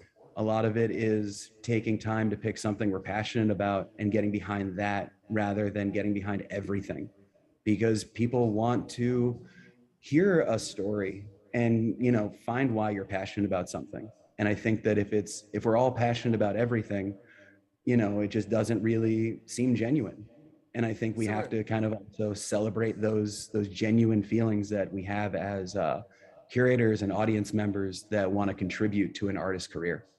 So we're looking at both a bottom-up approach, Nancy, as you mentioned, about these artists supporting each other within this space, and we also still need the top-down approach insofar in that, you know, these recognized entities help this movement establish some kind of legitimacy. If they're starting to pay attention and starting to open up to the conversation, then that's where we're going to start to attack this quote-unquote problem at all angles. Lauren, I wanted to bring this conversation back to you, and in this notion of curation, as you start to represent more of these emerging artists or digital artists who are venturing into this space, what goes into the curation when you choose an artist to work with or to choose an artist to publish within the magazine? I think it all starts with, in the same way that we've always done, liking the work, liking the message, trying to figure out what is the essence of their creation. Is it a genuinely different approach? Is it something that is either political? Is it social? Is it whatever it is that they're tackling? It's actually having the element of genuinity that comes from a true creative, no matter if it's actually expressed on a canvas, on a JPEG, or however they're going to express themselves. And then we educate ourselves around those artists and try to find what they've done before, what they're doing, what is the long-term plan in a way. And then we'd say, yes, I think we want to highlight that artist specifically because we believe in the message, we believe in the work, and we find them interesting and relevant to the moments that we are living in. Because we never know, but we try to always be a place for artists to express themselves in ways that will last for much longer and be a testimony of the times where the artwork has been created. When we created covers for the magazine 15 years ago with artists that now are much more relevant, we're kind of happy and proud because we knew that those artists that we selected at an early stage are now becoming voices that are recognized and that are celebrated by different institutions, galleries, and things like that. It's not just about the hype of the moment. It's not about the financial element of how much this artist is selling for. It's about the genuine work that is behind and the emotion that it creates, whether being positive or negative. And I think that to go back to the point about curation, the creation comes from the education. You just have to put in the hours to actually learn about the artist, learn about the movement that they are part of. And once you are actually on top of that knowledge, then you can ask the right questions and create content that will keep on educating others. And that's our mission. And to go back to what Nancy was saying, I think that artists helping artists has always been the case. Whether being in the digital world or in the physical world, the only way to get into a gallery nowadays, and it has been the case since the Second World War, the best way is actually having an artist that is already represented by the gallery onboarding you and introducing you and saying that this work is the work that I believe in. And maybe they're not being supported financially the way that we are seeing it now with cryptos, but artists have always been in a position to help others artists, and they've been trying to do so. So I think it's just an adaptation and something that we are all working together as a community, hopefully. So we've only actually got about 5 minutes left on the clock. And I mean, you guys have shared so many amazing perspectives, but in the limited time we have left, I'd like to go around to each of you and just ask what that one nugget of advice, like all of you are fairly well versed in this new world of crypto art, NFTs, digital ownership. What's the one piece of advice or the one thing you wish you knew or could share with someone else who's just entering this world? What do you think would be most helpful to them? Mikkel, why don't we start with you? I'm a big proponent of education. So for me, whenever somebody asks me what is the advice, is to learn about the technology, to learn about what is blockchain, what is a token, what is a smart contract, what are royalties. And I think that sets a good basis to understand why this technology is powerful, why it's important for artists, for curators, for galleries, because really, like when we think about, royalties, they're not only dependent to artists themselves, but it's also for curators, also for galleries. Like the technology itself, the piece of technology that is the blockchain, I think is, to me, very interesting. And I highly encourage people to dig into it. Nancy? Yeah, I mean, I would second that enthusiastically, and also I would just add to fellow artists to really play with the technology itself and understand before you do it how it might resonate, deepen, and enrich the conceptual purpose of your work. How can you use it in ways, because I think that's where so much exciting innovation is happening, is when it's, it's not just about the receipt, the package, the certificate, but that it's about using these different distributed networks to do things that are radical and haven't been done before. I think that's what I would say. That's what quickens my pulse. You know what I mean? That's like what gets me excited. So that's what I would share with anyone wanting to get into it. And Ryan? I think experimentation and just kind of playing around with other artists and seeing what they're doing. I mean, for example, Nancy's work is incredible because her piece that we had at in Los Angeles didn't live in a gallery. It lived actually in the IRL environment. So I think that for new artists to kind of educate themselves about what other artists are using, how they're utilizing this tech, and then use that as kind of like a springboard for them to be creative. And then Edward? I would say, I think something that's really been refreshing to remember and experience again and again with this, and what I would tell anybody who's just starting to get into it, everyone else in this scene, in this community, in this ecosystem wants to meet you and talk about it. It's when you're in a room with them, you don't have to feel shy, like maybe I shouldn't ask a question or maybe I shouldn't say hello. This is, in every one of these conferences that we've been going to now, it's like an idea fair mixed with a job fair, and everyone is ecstatic. I feel like it's such an emotional moment for the entire concept. So I think anyone who is interested in it and wants to talk to someone about it, it's literally as easy as walking up and saying hello, because people want to meet you and want to talk about it. So I think that's been, and there's no faster way to learn, to second what everyone has said before me. It is about education and sharing that education and making sure that people don't feel that that should not be gatekept. There's no curator that should be in charge of your access to information or independence, how you operate in the field. Like, all of this should be about emboldening artists to be able to do it without any of us, and then to add value when we work together. I think that's what I'd say. And last but not least, Laurent? Well, I would second the education part, obviously, but I would just say also Great consensus, guys. Yeah, exactly. No, I would say that there is no risk. Just express yourself as long as you're genuine. We are at the infancy of this entire brave new world. So just embrace it, be creative, but be genuine.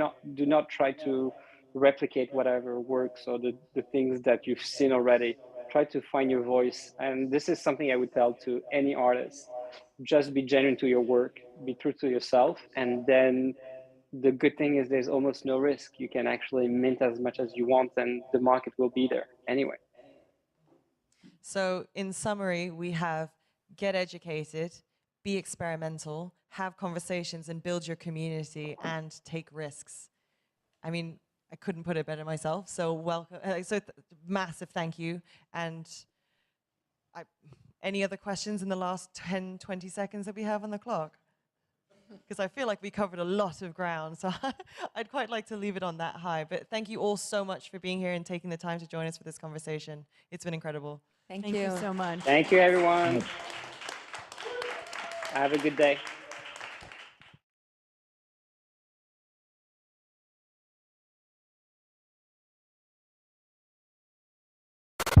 Well, my name is Sasha Stiles. I'm a poet, a visual artist, and also an artificial intelligence researcher. And I write a lot of poetry that has to do with technology. And I've been doing that for a long time in a more traditional sense, writing, poems on paper and printed, on the printed page. And over the past few years, I've gotten much more involved in creating digital poetry, creating video poems and animated texts and digital palimpsests that, were hard to position with literary magazines who are very, a little bit more traditional. And, I'd been sharing some of these pieces on Instagram, on social media, and things like that, and didn't really have an ideal way of quote unquote, publishing them. And last year, I was actually invited to start sharing some of these works in the metaverse. And that was my first introduction to really being able to explore language and explore text in a virtual setting. I started to realize there's a lot of potential here, not just for art, which was getting all the attention, but for literature, for text. It just seemed like it was a really interesting moment to start experimenting with how decentralization and blockchain technology might impact traditional publishing and might be able to empower writers and poets like myself. I should say my first experience with an NFT was actually on Ethereum. I minted something on Ethereum, which cost me, I think, about like $200 in gas. Messed something up, had to burn it, lost another, $100 and something, and it just was a horrible experience. So I gladly went running towards Tezos and found myself in a community of creatives who were building something radically different than what I'd seen in any of the other platforms that I had experimented with, and I immediately felt like I'd found my people. We were, just a bunch of people who were kind of experimenting. This was kind of in around the 10,000 object phase on Hikitnunk, so still kind of very early days, and just felt really experimental and really adventurous, and people were just, because of the efficiency of the system and the minimal cost to mint and kind of play around, we could just do things for fun and try something, and if it didn't work, it wasn't a big deal, and you could mint something and share it with a friend for free. You could swap pieces, no big deal, and it was just really exciting to be able to do that and to be able to share some of the pieces that I'd been making, some of the poems that I'd been making on my computer for a few years that I had just sitting there. I finally had a way to publish them and share them and see them out in the world instead of just sitting on my hard drive. So it was really exciting for me and has just radically altered the way I see myself as a poet and artist and a member of this community where we're bringing together all different aspects of creativity and technology. It's been a pretty exciting ride.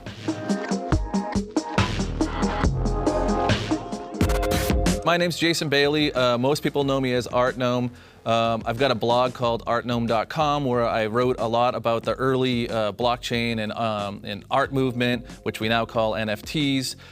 Most recently, I started a company called Club NFT because as a collector, I've been excited about the fast growth of NFTs in the space, but I realized there are a lot of core fundamental problems around protecting collectors that aren't solved yet. So that's really our focus, starting with giving people the ability to download the assets tied to their NFTs locally so they don't have to depend on anyone else to make sure they can sort of keep their NFTs and not worry about losing value.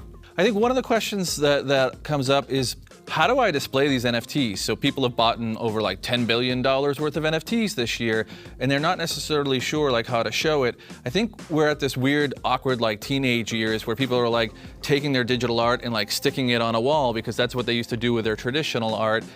I've always said, like, I look at any random wall in my house, an average of like 4 seconds a week or whatever. Like, that's not where my eyes are. My eyes are on my cell phone and my laptop or my television. So I want my art where my eyes are. And that's actually what's pretty cool about digital art. Like, it's being made on screens and that's where my eyes are. So it's easy to consume it there. You know, there is a market for these like new devices that are trying to bridge this gap from people thinking art is something you hang on a wall. But I think we'll get over that actually pretty quickly, and people will realize they've already got plenty of screens in their life, and that's a perfectly good way to consume it. So there's actually a long history of digital art and generative art being like wholesale rejected by the traditional art world, going back to like the 1960s, 70s, and 80s. Where that comes from is this innate fear that humans have of technology. So when computers were these things that like filled whole rooms and people didn't have them at home, there, you know, you see these sci-fi movies from that era where like computers take over and destroy everything, and you think, oh, we've come so far, like, you know, we don't think that way anymore. But most people feel that way about AI and ML, and so artificial intelligence and machine learning. And I think, again, it's always whenever there's technology that we don't understand, we fear it. So the good news is we've got this sort of digitally native audience that grew up with the idea of owning things digitally and just being very comfortable with living in a digital universe. So for them, it's actually not only acceptable, it's actually preferred, right? So we're seeing a very rapid, just in the last 5-10 years, a very rapid shift from people that don't necessarily want to drag a bunch of paintings every time they move from one place to the other, right? They're happy and content and maybe even prefer collecting the digital version of the artwork.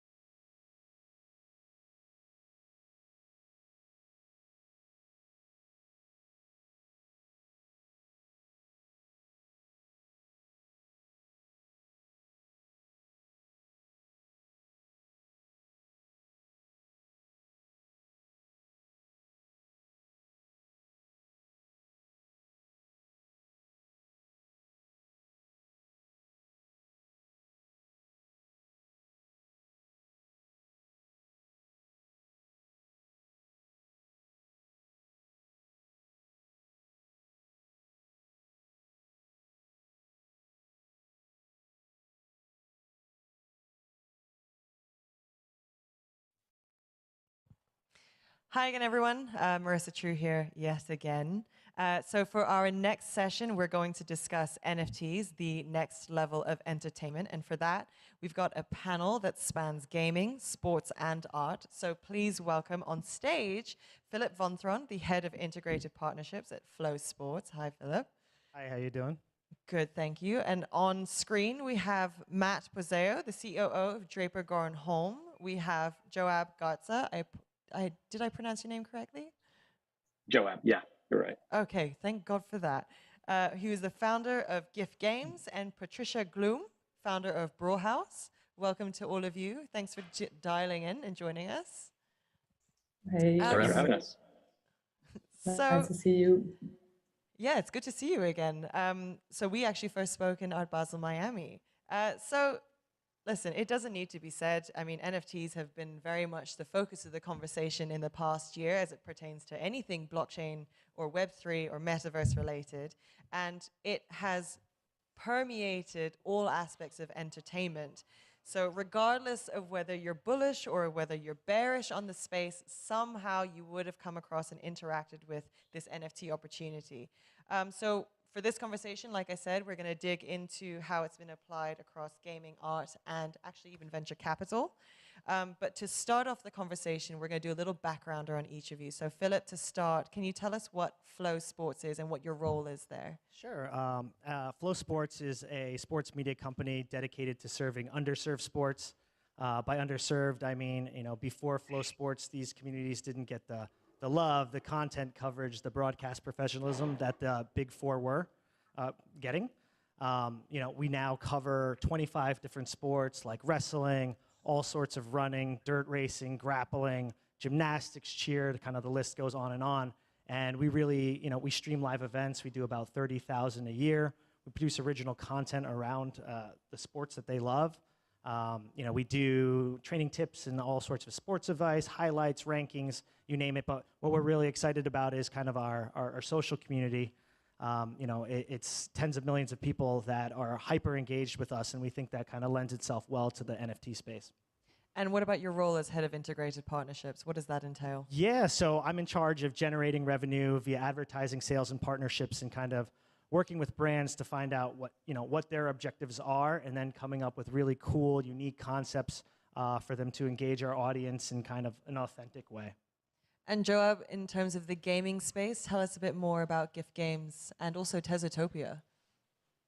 Right, yeah. So GIF Games specializes in creating blockchain games, play-to-earn games, and really creating an ecosystem within itself to support all the games that we are planning to release. Tezotopia is our first game that we released on the Tezos network, and it's coming up on a year now that it's launched its first block of land. So we started off with virtual real estate, and on May the 4th will be our 1-year anniversary, and we're pretty proud of that, and continuing to receive support from the Tezos network and everyone involved. Yeah. And then Patricia, can you share a bit more about Brawlhaus? Yeah, so Brawlhaus is a creative studio, and I'm more specialized in NFT creative studio, as well as we do some digital art curation. And we have been exploring and discovering and elevating digital artists since 2018. And Matt, last but not least, for the uninitiated, can you share a bit more about Draper Goren Holm and what it does? Yeah, be my pleasure. Draper Goren Holm is an early stage blockchain startup studio and fund. We also host some of the largest events in the blockchain space, such as LA Blockchain Summit, NFT Summit, Security Token Summit, so on and so forth. We've been a big player in the Tezos ecosystem for a little while now, but we also take a holistic approach to blockchain investment. Fantastic. Well, pleasure to meet all of you, and thank you so much for sharing about what each of your entities do. To kick off with the conversation, I want to bring it back to Philip, and I want to shine a light on the recent integration with Tezos. What is the status of that, and what essentially are you looking to do? Yeah, so we're completely new to the kind of NFT landscape. Obviously, we're excited to be partnering with Tezos. as they kind of introducing us to partners and lending their expertise in the process. But I think, you know, the overall strategy is being able to create NFTs that are going to provide some sort of value to our audience, potentially the athletes that we're working with, our third-party rights partners, and, you know, maybe even a reward system for, you know, Khleo subscribers as well as Khleo employees. And then Joab, with Tezotopia, so I believe that enables people to create their own virtual worlds or their own metaverse. So can you tell us a bit more about that and how that incorporates NFTs? Yeah, so as I touched on, we launched with virtual real estate, but the thing that made our NFTs a little different was that there was cryptocurrencies or tokenized resources that were in-game assets that are worth value. And so when the players own a piece of land on Tezotopia, they are earning cryptocurrency just by holding that piece of land.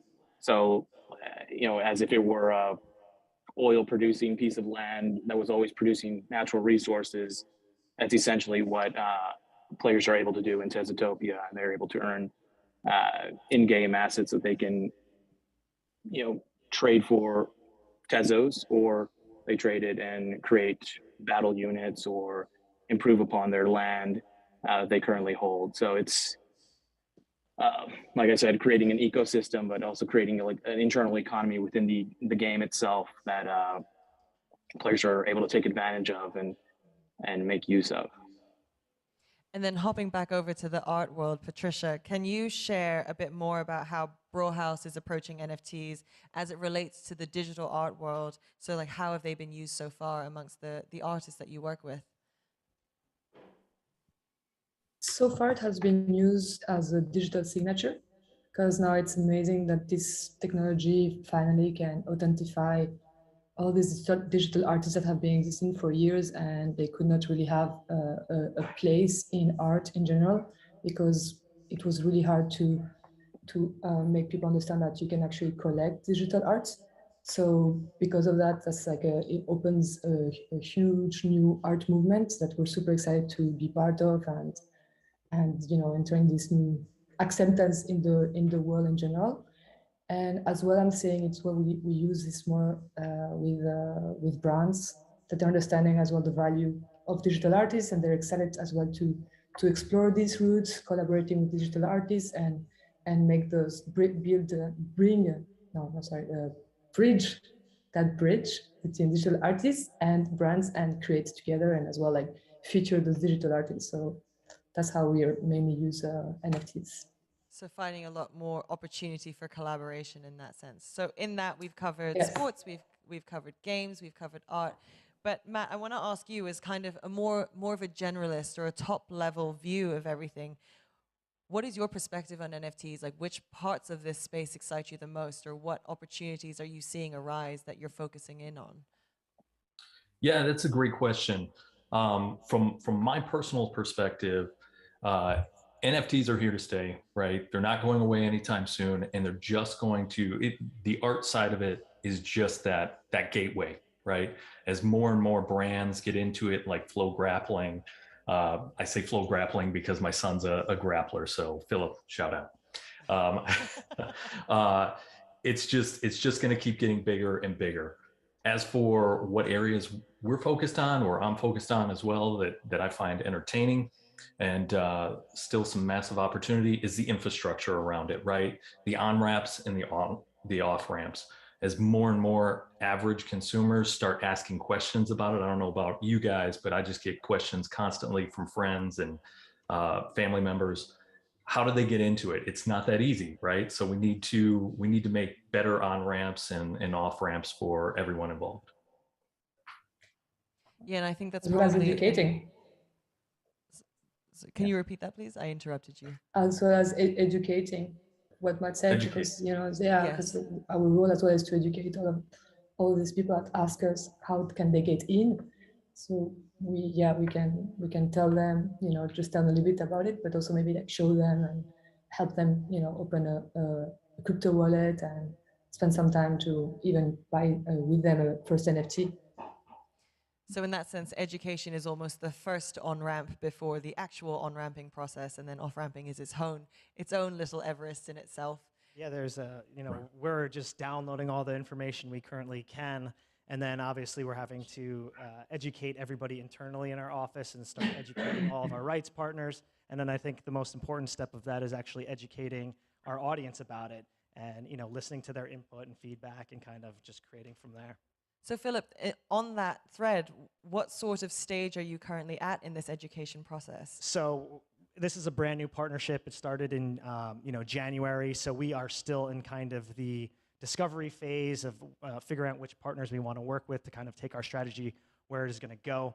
But I think we have an overall general sense of the strategy that we're trying to take, and kind of creating things and unique experiences for fans, that are super passionate about their sports, and kind of opening up a new realm for them, while also, educating ourselves and preparing for Web3.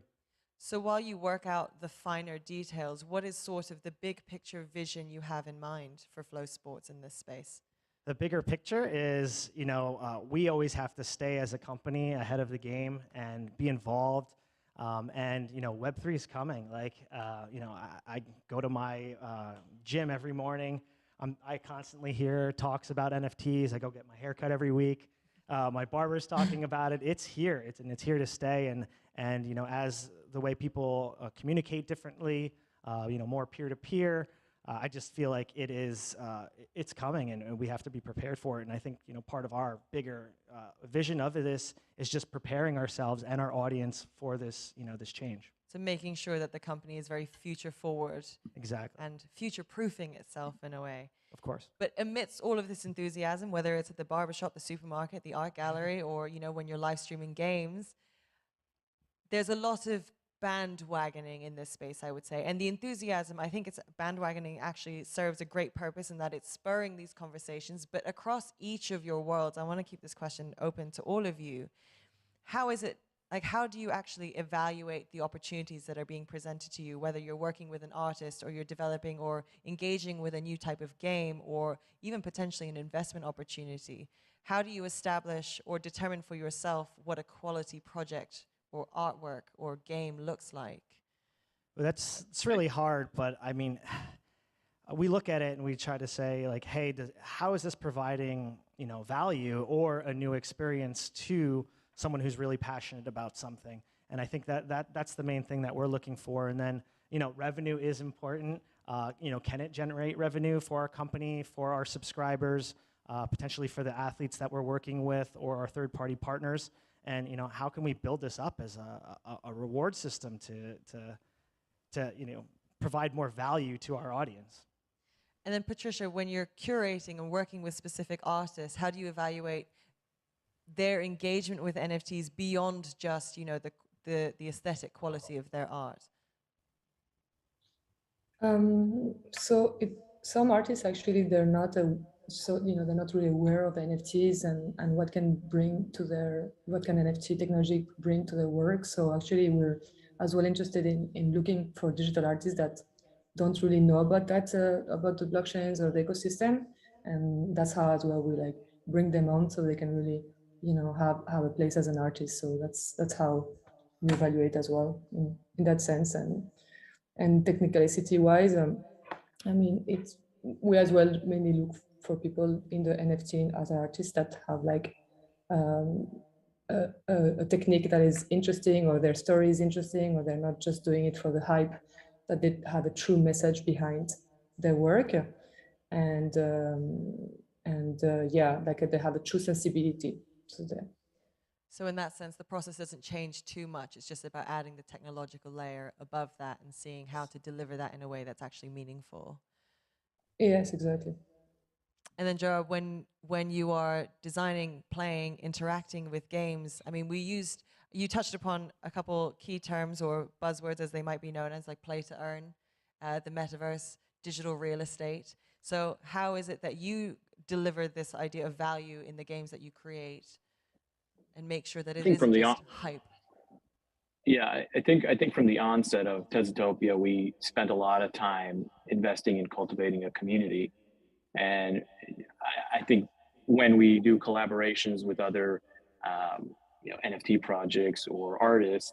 I think looking into a strong community and seeing, does that have legs to go on to the future? Are the developers or the artists, are they constantly communicating, with their community and being engaged? I think that's really important in a lot of these projects, especially in the crypto space. I think communication goes a long way, and I'm proud of what we've built with our community, and that now you have just regular people helping others get started on the game and onboard onto the game and answering questions within the community. And I think it's something that goes a long way, and something that we've invested a lot of time in. And that's one of those things that you can do for free, and it doesn't take marketing. It actually creates organic marketing, creates a whole army of cheerleaders saying like, hey, check out Tezotopia, or hey, look at Tezotopia. Whenever someone, say like a Gary Vee or somebody posts like, what's the hottest NFT project? You'll see like Tezotopia people on there. And so it's something really valuable to have a strong community, and something that we owe a lot of our success to is, and to bringing on new people is our community. I mean, I think that's a fantastic way to look at it, because it basically flips the script and saying we need to find the purpose and the value and work backwards, rather than saying we need to let the community determine what's valuable for themselves and let them cultivate that for themselves, and then we can just facilitate it further through whatever technology we have available to us. And I think that's probably a fairly new development in that sense, in terms of this more two-directional conversation that's taking place between the platforms that you guys each interact with. And it not only gives them, a sense of like a community, but it also gives them a sense of ownership. Like, they've invested money into these NFTs, and they've invested into the vision of the game.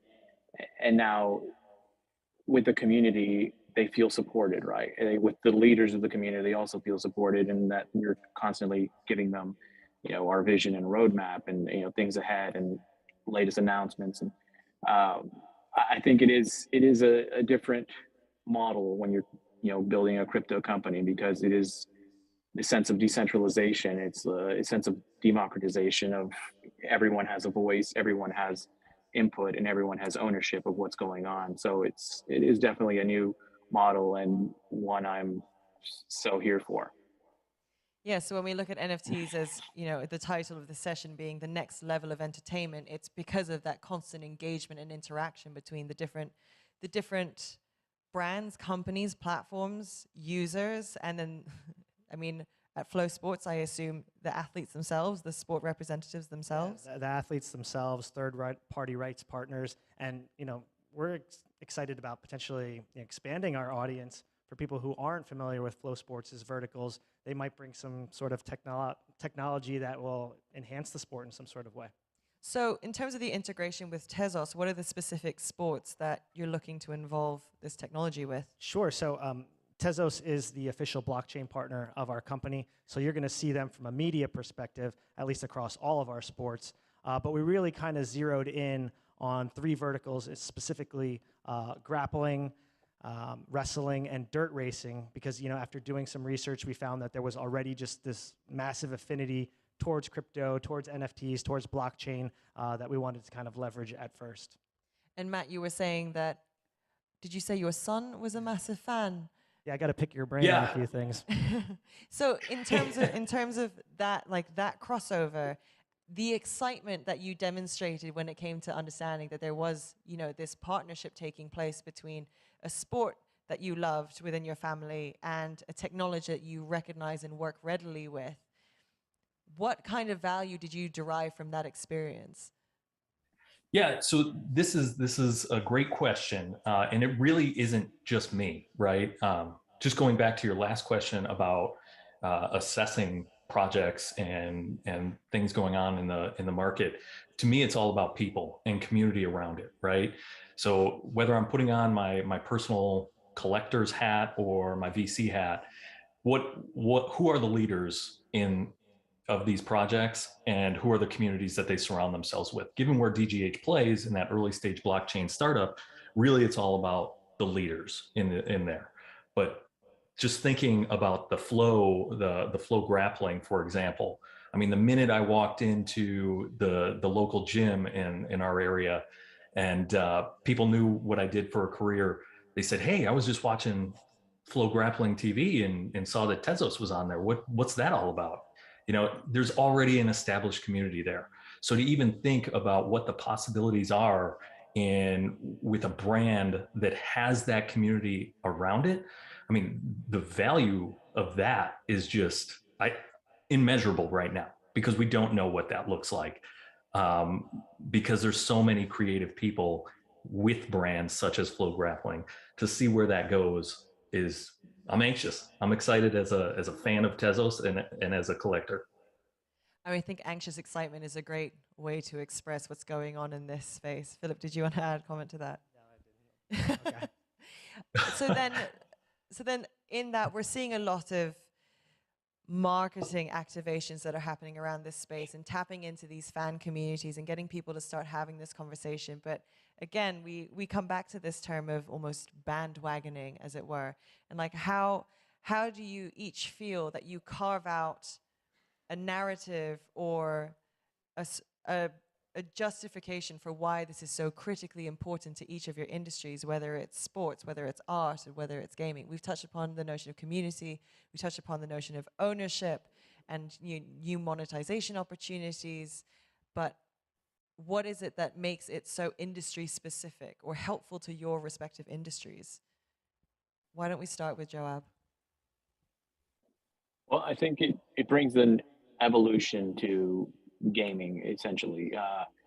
You've had examples of it in the past where you have digital items and digital assets, but now that they're on chain, now that they're claimable, now that they're essentially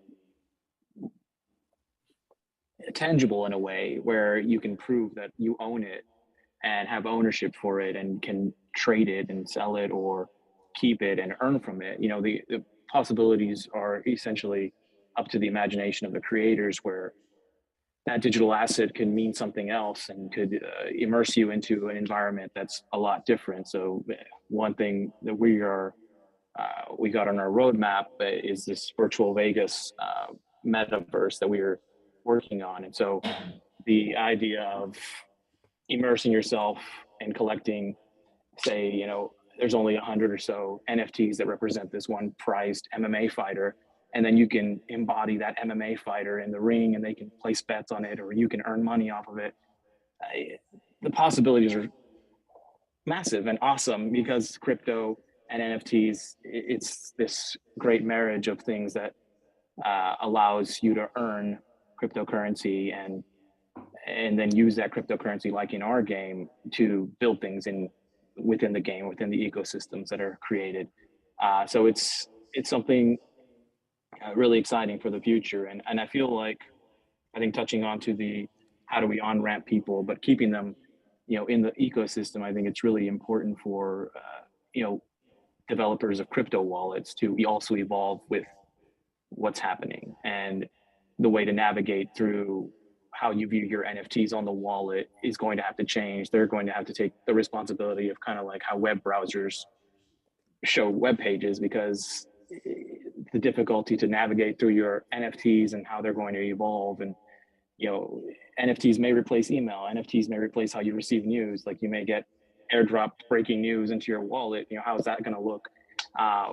And so it's a lot of these opportunities that are happening that are very exciting and very new and very for our, you know, gaming industry. There's so much, you know, potential that we can do to not only reignite, you know, old gamers, which we see in Tezotopia, which we see people are like that have played games in the past and they're now excited about it, and they were just crypto investors and now they're you know, getting excited about gaming again, but also just traditional gamers. How do we help them, you know, earn passive income and play to earn and you know, just make this something that's not just a side hustle, but could also just be like something that they're doing and actively pursuing as a career. So the possibilities are really endless. And then Patricia, what about within the art world? Why are they so fundamental and so critical to the growth of the art industry? Yeah, so I wanted to jump on what Job said about like the idea of so what's amazing with like actually with the NFTs that magazines, for example, as well, like they can, you know, thanks to the NFT, you can get like a membership to a magazine and then receive news per month. And actually there's one that's called The Tickle. It's on object.com, and then you can see what's like they feature 2-3 digital artists every time, and then you get that drop on your wallet, so you can have all the information about those artists. And sometimes as well they drop you art collectibles. So it's exciting to see that NFTs as well can bring this type of memberships, I guess we can say it like this. And as well, where do I get excited about hopping on the bandwagon is the idea that like for brands or for the advertising world and the creative world, it opens completely new ways of creating content. And I can see that brands are getting more creative, they take more risks. They as well, they get creative with the idea of attaching utilities with the NFTs, and that gives a lot of bandwidth to play with. And the idea as well to always reward somehow the artists, so there's always a little bit of a royalties that are attached for them. And I love that idea that like everyone can you know receive a little bit of the piece of the cake, and not just as like an old model, and now it's like all we can all like get the royalties tokenization around those NFTs. So that's exciting. Yeah, so really focusing on the democratization of this space. And then Philip, what about within the sports world? Sure, I mean, for just the unlimited possibilities that are out there in sports, from experiences to live events to ticketing. But it's real. What I really think comes down to is also discovery. Like, you know, I came here and I visited this Block Talks, and you guys have some great experiences going on here. I was actually able to NFT myself, a 3D version of myself, 360 degrees that I can now put in the metaverse. I'm like totally mind blown about it. I was also able to collect like a limited edition sneaker NFT that now anytime I want to put it on in AR, I can. I just think that it's such an exciting time. And, you know, when I go around and I talk to everybody here, everybody's willing to help you too and kind of understand it. And I feel like that's such a great community thing, and that lends itself really well to sports. And then Matt, beyond, you know, gaming, sports, and art, what are the other industries that you really see the potential of this technology becoming paramount in? Yeah, the opportunities are endless, right? I mean, and you're going to see that evolve shortly over time. The healthcare industry, right, I think is a big opportunity there. Membership rewards, loyalty programs. I can go on and on and on, but I know we have certain time limits to abide by. But everything you just heard here is going to set that foundation, right? You have artists, you have brand marketing people who are just extremely creative when it comes to ideating things. And that's where all of a sudden you're going to start opening the eyes to some of these larger corporations, and you're really going to start seeing some explosion over the next, I would say, year to 2 years in the NFT space, and it's not going anywhere. It's just going to keep getting bigger. So one thing that's often touched upon in these conversations around NFTs is how visible, or not tangible per se, but like how much people are interacting with the underlying tech infrastructure, or feeling like they're feeling the friction points because the user experience is still being developed. So one thing I want to ask is, what sort of timeline do you actually see before this is more rendered invisible and this is just a technology that we happen to interact with without real conscious awareness of? Matt, is that directed to me? Yeah. So that's interesting. And being a follower of a countless number of Discord channels, you can see some of the frustration in some of the users. Like, wait a minute, what do you mean you don't have a fully developed platform yet, or so on and so forth? You're seeing projects in IT that traditionally take corporations 3 to 5 years to develop. You are at the ground floor in getting in on these. You need to have that patience. You need to evaluate the leadership team, the community around it, right? And you really need to be patient as these projects continue to evolve. We are so early, right? I mean, you look at some of the stats on, I'm going to throw out a portfolio company, Lunar Crush, and you see how much the industry has evolved over the last year alone. I think it was like 30x the last time I looked at some of those stats. We are so early. You have to have patience in these projects and believe in what these artists and these gamers and these sports brands are doing. I'm telling you, it's going to be special over the next two years. I'll put it at. And I think that is another important reminder, is that we are so early in this game. And that's why, I mean, same with the integration of Khleo Sports, you're very much at the exploratory stages of this. What are some of the questions that you actually have that you feel need to be answered as you're venturing more deeper and deeper down this rabbit hole? I think it's, how are we truly providing value to everybody that's involved in it? I think it's a lot of the questions revolve around the education process. How do we get the word out, not only to internally and externally to our partners and athletes, but really to our audience? And I think it's a constant communication. And how do we manage that information back and forth? And how do we make it more community-based and peer-to-peer? And I think another interesting thing we need to touch upon is when we talk about this idea of community, there is very much a native crypto community, and then there are the communities that are cultivated by brand followings, and how we're actually going to bridge the gap between those. So what is the education piece? This is a question that's open for all. What is the education piece that's going to be the most critical in kind of bridging that conversation and like helping these communities to merge, or not necessarily overlap too much, but just start having a conversation between the two spaces? There are some partnerships that we are considering working with that kind of provide, I guess, an easier way for you to just purchase an NFT right off the bat, and then have some, I guess, descriptions and explanations on how to potentially transfer it. But that's kind of a big part of what we're exploring, as well as how do we make it more readily available to the people who aren't very familiar with it. So that's where I guess the on-ramp hurdle of the user experience itself is going to be absolutely fundamental in terms of encouraging mass adoption. But on this notion of mass adoption, which, Matt, as you rightfully said, the amount of progress that we've made in a year is astonishing. And we're seeing, more and more brand partnerships. We're seeing emerging artists get more involved in this space, as well as traditional artists trying to explore this technology. And of course, Joab, in gaming, we're seeing a huge explosion in play to earn, metaverse, land development, and so on. But what comes next in your guys' view? What's the next phase of development that we really need to look at here, or that you think is coming? Joab? This is where I think you're going to start seeing more major corporations starting to get involved, right? Not the decentralized so much. It's going to be major brands getting involved and starting to expand on what we're seeing happen in that decentralized realm. That's just a guess, though. It's anyone's. I know it's going to be big.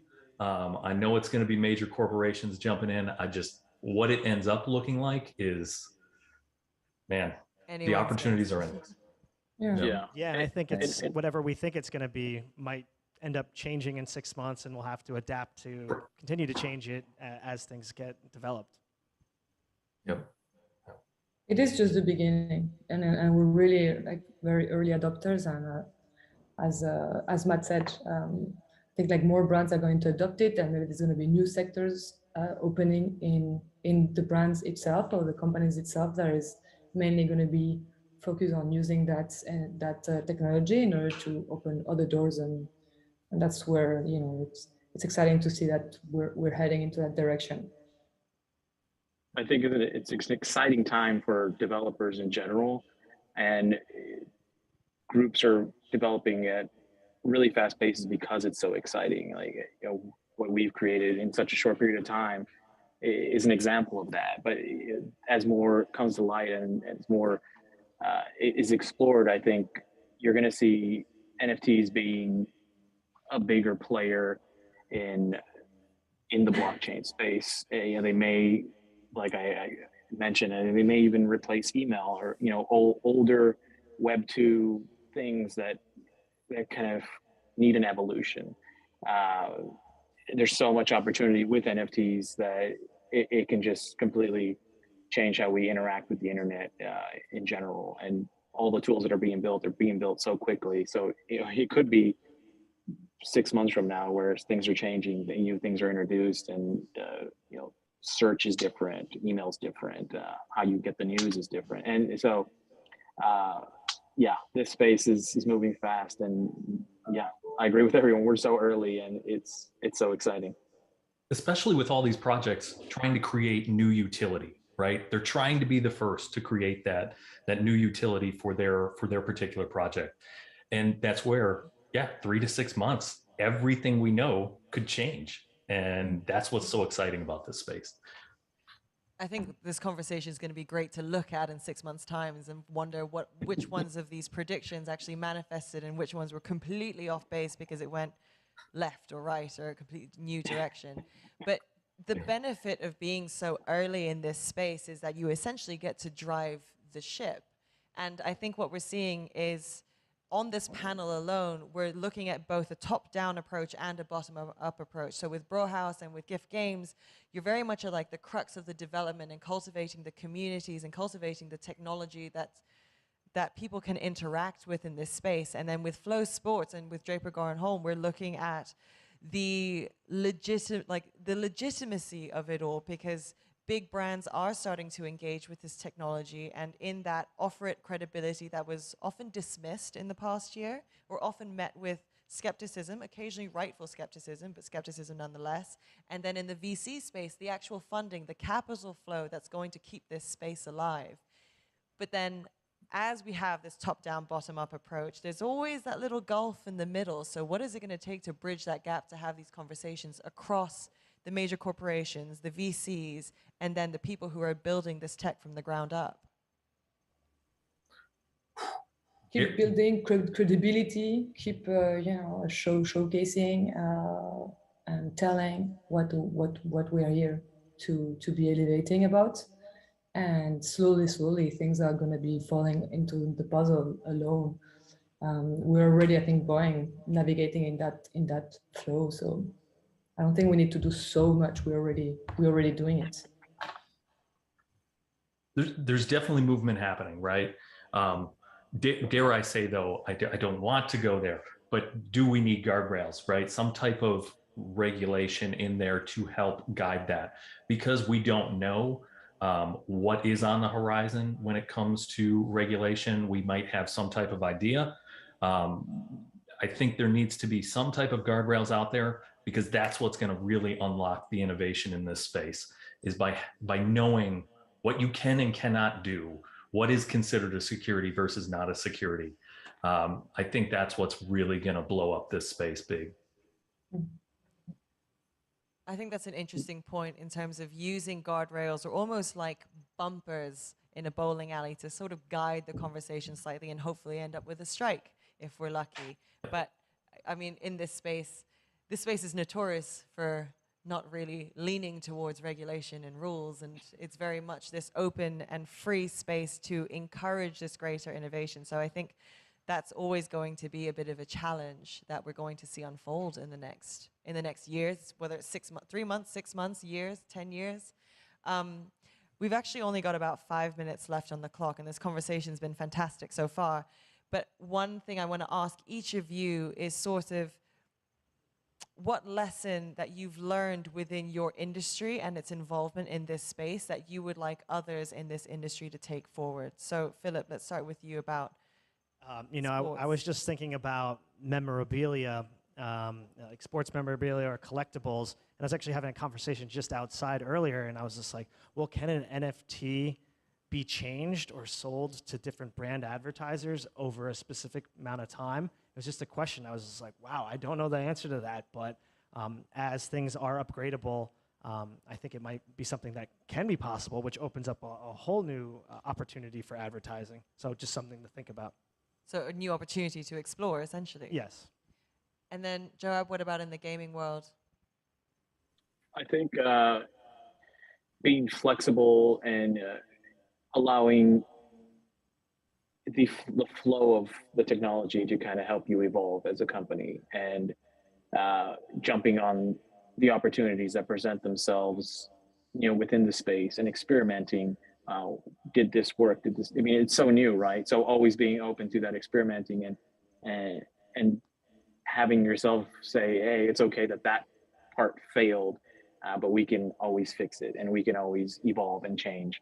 And then just open and clear communication with your community is one thing that I've learned to really value, and it has gone a long way for us. So in that sense, it's don't be overly prescriptive about what this technology should be, but more about what it could be, and letting that unfold naturally. And then Patricia, what about in the art world? The lesson of what's exciting is that like connecting, like creating new, thanks to that actually, is just creating a new type of language. And the idea of like now we can finally, educate more about that language, share about that language, connect with different communities, and get people interested into some communities or worlds that weren't interested. They were not interested before. Like for example, now with, for example, Art Basel, all the DeFi crypto communities and even venture capitalists, they weren't really aware of that. And now they're, thanks to the NFT idea, that this whole new community is getting excited about coming to Art Basel and then get to be more connected to the art world in an unconventional way. So it's super nice to see that, like a new different communities connecting. And another thing that I learned as well, or like an advice, I mean, it's just that actually it's exciting when you have an idea and you see or feel something that it, continue believing in it, because actually if it makes sense to you, it will make sense to others. And why do I say that? It's because we've really been showcasing digital art since 2018. People weren't really understanding what we were doing for all these years, whatever. You're showcasing this art, this animation, this thing, and actually it was like, no, for us it's really an art movement, and it makes total sense we're going into that direction. So now, thanks to that technology, is amazing to see that happening. And then last but not least, Matt, what about from the venture capital space?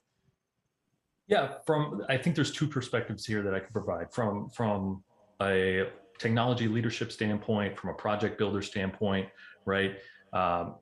Like Joab said, let the technology speak for itself, right? Don't limit it. Don't put your guardrails on it yourself. Just keep pushing the limits. Keep pushing to see what you can achieve, and be open to your community. And then from an individual investor standpoint or collector standpoint, build one another up. Keep collaborating with these other communities. There's a lot of communities, a lot of NFT communities out there that have great ideas. Work together, collaborate together, and keep pushing the limits as a community. We are at the ground floor. We're shaping the future. Let's keep challenging those boundaries. That's a great note to end on. So, I mean, Philip, Patricia, Joab, Matt, thank you so much for sharing your perspectives today. It's been absolutely fantastic. Thank you, Marisa. Thank you for having us. Have an amazing afternoon. Ciao. Take care. Bye-bye.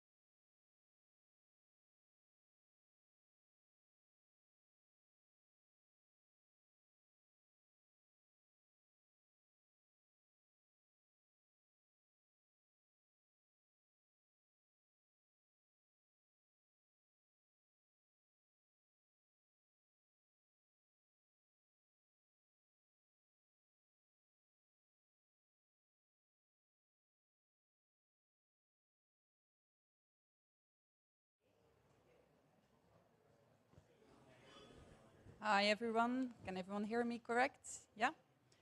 So welcome here. We are here at South by Southwest. We are here with the Tezos Ecosystem and we are here at a panel about augmented reality. We will talk about the building blocks and avatars. With me today is Matthew Klimke, he's from Vyking and Flex. Alex Henry is with us, he's from Blue Vision, and also here digitally is Max Stockel from Dogami. Welcome everyone. Maybe it's a nice way to start this panel by actually taking a little bit of deep dive in the question about NFTs. I'm sure you all heard about it, but I actually would like to look a little bit beyond the hype. We have 3 projects here. They all look very exciting. And I actually would like to know, maybe you can, all of you, introduce a little bit, like what is your project about, your company about, and also how do you see actually the future of NFTs or what you would like to do with NFTs. Who of you would like to start? My name is, as you mentioned, my name is Matthew. I'm one of the founders of Vyking and now Flex. And Flex is a platform for digital fashion NFTs, and all of these items are available to be worn in augmented reality. So when we talk about the future of NFTs, is the future digital fashion? So the future of digital fashion lies very much with blockchain, NFTs, and augmented reality. So in the real world, when you buy an item of clothing, you want to be able to wear it. So if we're selling digital fashion NFTs, you need to be able to wear them. So that's what we're specialized in, like foot tracking, body tracking, and that's the AR piece. And that on the NFT side, because we are a creator-first platform, it's very important that they are tokenized, so that we give creators the control to monetize directly their artwork. And how is that with Blue Vision, Alex? Hi, I'm Alex Henry. So we believe that the company is Blue Vision, and we believe that you having access to your avatar, 3D version of yourself, and being able to interact with that and bond with that can actually change your life for the better. And so this is what me and my team, we've been working on for years, and we're very passionate about. Our mission is to unlock human potential, and to just break that down a little bit so that it's more meaningful is there's a few obstacles to realizing your own potential, and one of those blockades can be being able to empathize with future versions of yourself. So a lot of the stuff that we talk about and that we're focused on is health and fitness applications of interacting with your avatar. So for example, if you can see your future potential based on current behaviors, if you're behaving in a certain way and you can modify that behavior, if you can see those results, then you would actually, it's more reinforcement, and you're able to actually become that best version of yourself. So there is, and I know I'm getting a little wordy here, but there's one example that really will land it, and it actually is it's my favorite study. I know I told you about it from Stanford. Jeremy Bailenson runs the virtual human interaction lab. He's been studying this stuff for ages, and he took 60 college-age students at Stanford. So these are kids about 20, 22 years old, and had them interact with their own avatars. And so half of them interacted with an avatar that looked exactly like them, and then half of them interacted with an avatar that was a 60-year-old version of themselves. Part of the whole process was to bond with your avatar, and so those who bonded with their older selves wound up putting twice as much into a retirement account than those who hadn't. So there's real evidence that supports that this experience can actually be transformative in how you interact with yourself. I can already see with these 2 examples that we are really talking about utility, so it's not this right-click save. How is that actually with Dogami, Max? Yeah, great to meet you. So Dogami is a mobile play-to-earn game in which you can adopt and raise a virtual NFT dog. So players can earn rewards like NFT accessories, but also crypto token. But also one of the activities that players can engage in is that they can develop the avatar, they can accessorize it and customize it. And it's also their entry ticket to the Petaverse, which is basically a augmented social experience, as we like to call it. And it's, yeah, for a community of dog lovers and gamers, then that can interact with each other. And one of the enablers for the Petaverse for us is augmented reality, because we sort of think that the metaverse is all around us, and this should be a digital layer on the real layer, on the real world. And yeah, so therefore augmented reality. I think And sorry, yeah, Max? And to add to that, I think NFTs for us are really like one of the major building blocks for the metaverse, because it is something to enable digital ownership, which is going to be extremely important in the future. I think you touch upon something important here, because I think it's also very interesting to have all three of you, because we will have the 3D of yourself that can be dressed up, and we can own a pet. So I can already see we have some of the building blocks of the digital me or the digital you here on stage. However, also what you were addressing, Max, augmented reality, a digital layer. Where are we actually at this moment? Are there like exciting developments coming up? Do we have to use our telephone, or who of you feels to address this question? I'd say, I mean, of course, right now everything's still happening through the phone, but it's already amazing. Like, I think hundreds of millions of people have interacted with like face filters. You know, they're using it to like try on glasses, try on makeup.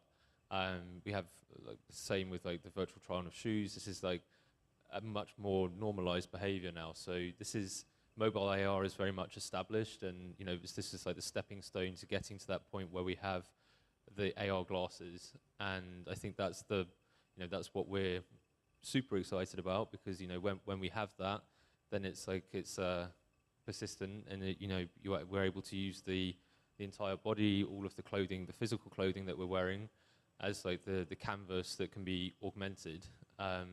So don't know when that's going to be. We're hoping this year that the AR glasses are going to come out, so that we can start to build the Flex application for, you know, for this this hardware as well. And is there anything else that you say next to the glasses that is in development, like tooling, or how should we actually see, as like people that have absolutely no clue what's going on in AR, where this is going to be? Maybe I can add to that. So I think we have the main building blocks at a reasonable technological state. So we have like visual recognition. We have like a lot of data that can describe the context around us and the environment.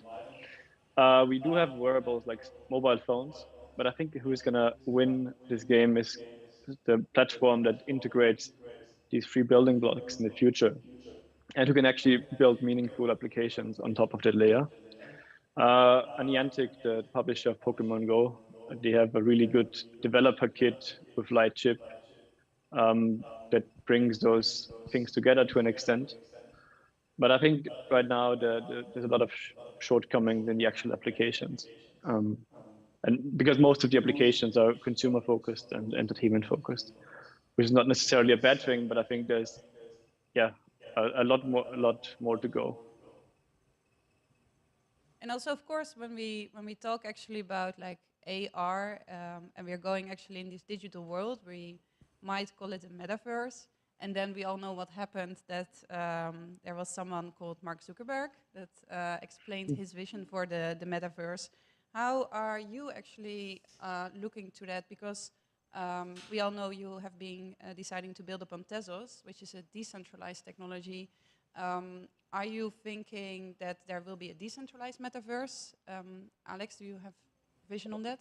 Yeah, I really hope it is. I mean, I'm actually a big believer that, at least speaking for what we're providing, that when you get a 3D scan with Blue Vishnu, you have a right to that asset. You should own that asset. And this is actually one thing that makes me really excited about what we're doing here at South by Southwest, is we're actually minting on the Tezos blockchain your avatar, and that's yours. And so there's, you know, we're talking about Meta and Facebook, and this kind of gets to the kernel of what I think is really interesting about the NFT. And my CTO and friend Dave has asked me to just plug the buzzword non-speculative utility, because this is the stuff that's the most interesting to me. And we're certainly in a hype cycle, and there's a lot of speculation going on, but there's a lot of noise out there. But the signal there is that there's some real value to these NFTs. 9 out of 10 companies fail, and so I'm pretty certain we're going to be good and not one. We'll be the one.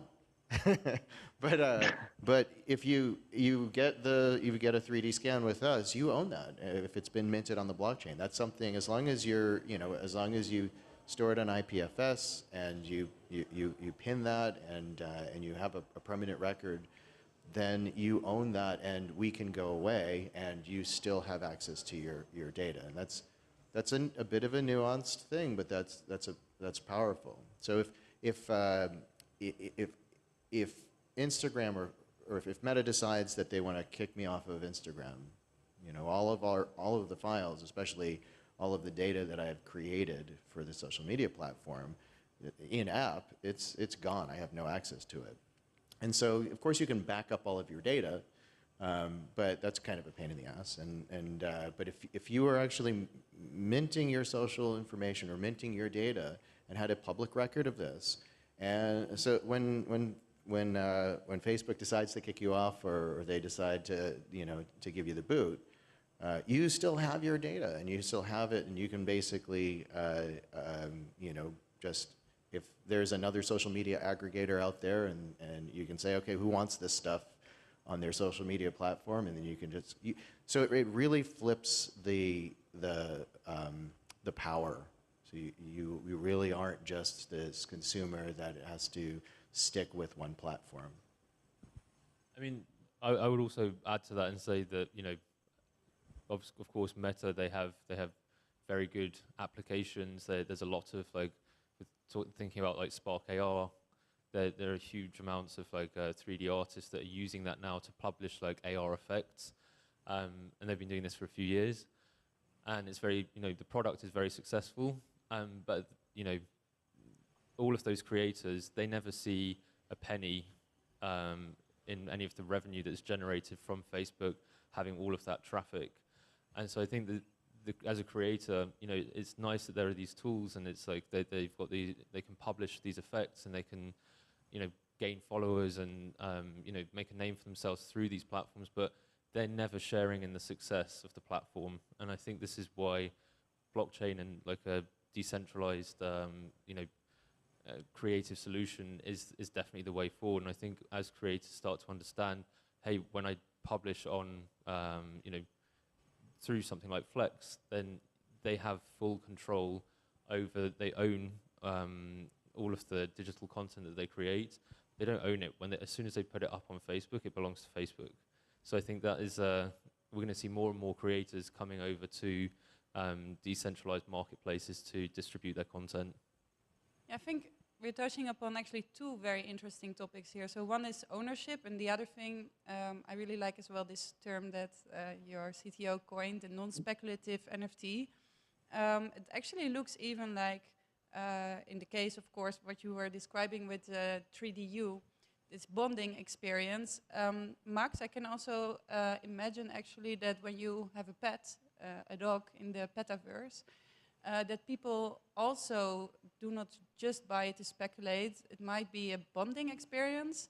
How do you look at the speculation and the dogs in the petaverse?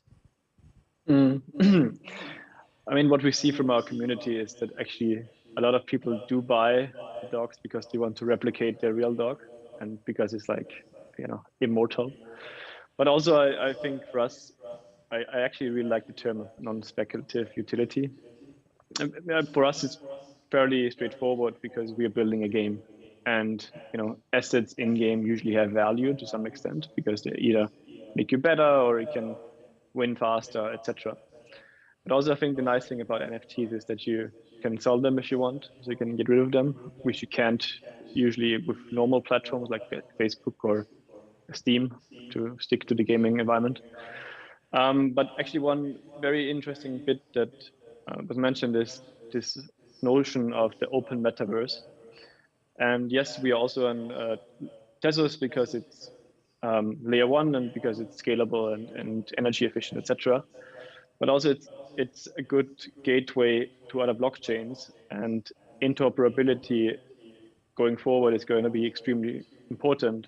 In our example, for example, you can, with your dog NFT, you can participate in the game, but you also be able to transport your dog into other environments, that is other blockchains, and participate in experiences there. And I think this is going to be, right now it's pretty innovative, I would say, but in the future it's going to be standard. And as a consumer, you wouldn't even notice when you switch blockchains. That's at least what I believe. And also I think decentralization, there's a lot of things that still need to be fixed, in the sense that right now it takes a lot of responsibility as a consumer to own your private keys into seed phrase, etc. If you lose them, you're screwed. Like you lose access to your NFTs, which is obviously risky. I don't know what the other guys think about that, or what you think about it. I think that brings us actually to the topic of roadblocks. I think we're having this panel because, of course, we are really still in a stage of exploration, but that also brings us still with some of the roadblocks that are still there in the tech. What is actually holding us back to be already fully immersed in the petaverse or in the metaverse?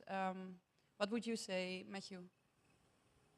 I mean, if we're talking about the AR section of the metaverse, then when we're talking about like the glasses, I say that as humans, we need to get comfortable with walking around with cameras on our heads, and I don't know like how ready we are to as humans to be able to do that. So I think you're always going to have these early adopters, but beyond that, it's I'm not sure. I think we need to have those first people doing it, and of course we need that in order for our vision to come to life. But cameras on the heads, it's like it's got to look really nice. They better look good, the glasses. And would you actually then maybe say that a digital avatar would maybe facilitate that instead of actually having an overlay? You mean having another human overlay on top of you? No, I wanted to move away from AR because I was thinking instead of seeing the first step maybe in AR, wouldn't it actually be beyond AR, having first your digital you that you dress up? Or would you actually think that we first will dress up ourselves? I think, if you look at like Roblox and all of these these gaming platforms, it's already happening there, and it's like very super well established now. And I think people are really they're spending a lot on dressing up the avatars in these spaces. So, of course, we look at things from an AR perspective, but if you look at gaming and VR, it's already happening there. And people have multiple personas, multiple avatars. So that is, that's the step before. And I saw Alex, that you wanted to comment upon this. So I think there'll actually be there's different paths that people will want to take to speaking specifically of what would motivate you to want to be an avatar in the metaverse. There's different paths that are going to motivate people. Some people are going to want to try on different digital fashion, and that's going to bring them in. Some people are going to want to create a different version of themselves in a video game. Some people might actually be interested in the health aspect. You might be recommended by your dermatologist to get a 3D scan. These are all different avenues that can get you there, but what we're interested in is actually, so this is why we're building this platform, is that no matter what brings you in, you'll have the utility to do all things. So you can be directed by your dermatologist, and then suddenly we can, you know, work with you guys to create digital fashion and try on different shoes, and it becomes unlimited. So I think there's no one thing that'll bring people in. It'll be just many different roads that lead to the one. And also, Matthew, you mentioned there might be one you or there might be multiple yous. And Max, you said before you saw that people are actually trying to recreate their dog. Is it also, like, are you looking beyond real dogs? Like, are we going to expect pink dogs or dogs on steroids? Or, like, how do you see the future of the dogs in Dogami? Yes, so we definitely want to have more creative dogs, I'd say, where you're like, I don't know, unicorn dog, I don't know, stuff like that. So we do want to enable people to customize the avatars to an extent, also with clothes and hats, etc. But maybe to get back to your question regarding roadblocks, I think right now there's the user experience for most NFT projects and in its space is quite clunky. Like, it's hard to, you know, get the currency in which you buy, then you have to have a wallet, then it takes some time to do the actual transaction, and then etc., etc., etc. So I think there's a long way to go there, and whoever masters easy onboarding and a good user experience and also enables players to switch different ecosystems is going to have a huge advantage. And this is also going to be the moment when there's huge adoption, in my opinion. Yeah, so what I see actually is that the user journey in order to enter actually towards your product, to actually obtain your product, that's actually a massive roadblock. I think we are over 10 years now in blockchain, but that's of course nothing. So yeah, I guess that is something that you almost cannot influence, or do you see that you also can have like an advocacy role there? Do you position yourself as well there as someone that can help bring people closer to blockchain? Alex? Pick me.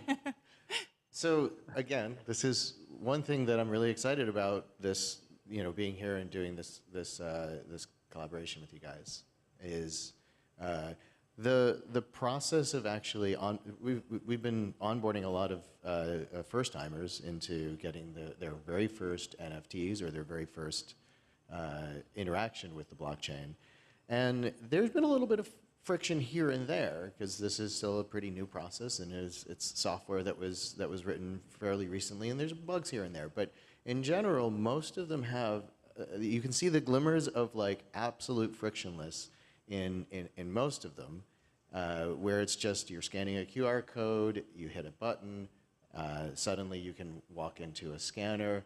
We've done the team's done an incredible job of building a scanner that is like a photo booth. I mean, 3D scanning is not a photo booth, but we've made it so that you just walk in, snap, walk out, and then, you know, we create this thing in minutes. So we're iterating, and I don't just mean us as a company, like collectively, we're all iterating on all of these tools to make things easier to onboard and slowly remove some of these obstacles. And I'm actually seeing huge improvements. And I did a little bit of experimenting in AR back in one of the early hype cycles, probably 2010.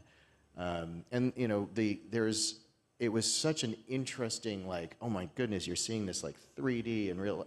It was really exciting, but the obstacle of holding your phone and just, you know, and scanning a QR, at the time you were just tracking a QR code, that was just too much for people to come back to. Everyone wanted to check it out, but that they saw it and it was just not practical. So a lot of those obstacles have you know, those friction points have been a little bit more lubricated. So I'm actually seeing great promise, and this particular event is making me very optimistic for that process. I think one major point for this or for frictionless onboarding is going to be that digital entity you have. I mean, right now, the digital entity is basically, in our case, Tezos address. This is what links you to your NFT and the seed phrase, of course.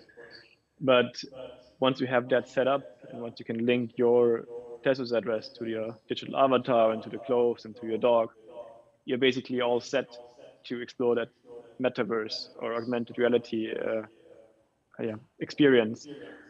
So I think once we have arrived there, it's going to be really exciting what you can do. What I also wonder when we are talking about this is, so on the one hand, it's the onboarding. On the other hand, it's also, Alex, what you explained, people have to get used to using new technology. One thing that I already asked about Max about the future of the dogs, if they will be pink. How is that actually with Flex? Like now, when you buy a digital sneaker, they actually still look like sneakers, although there are snakes on top of it.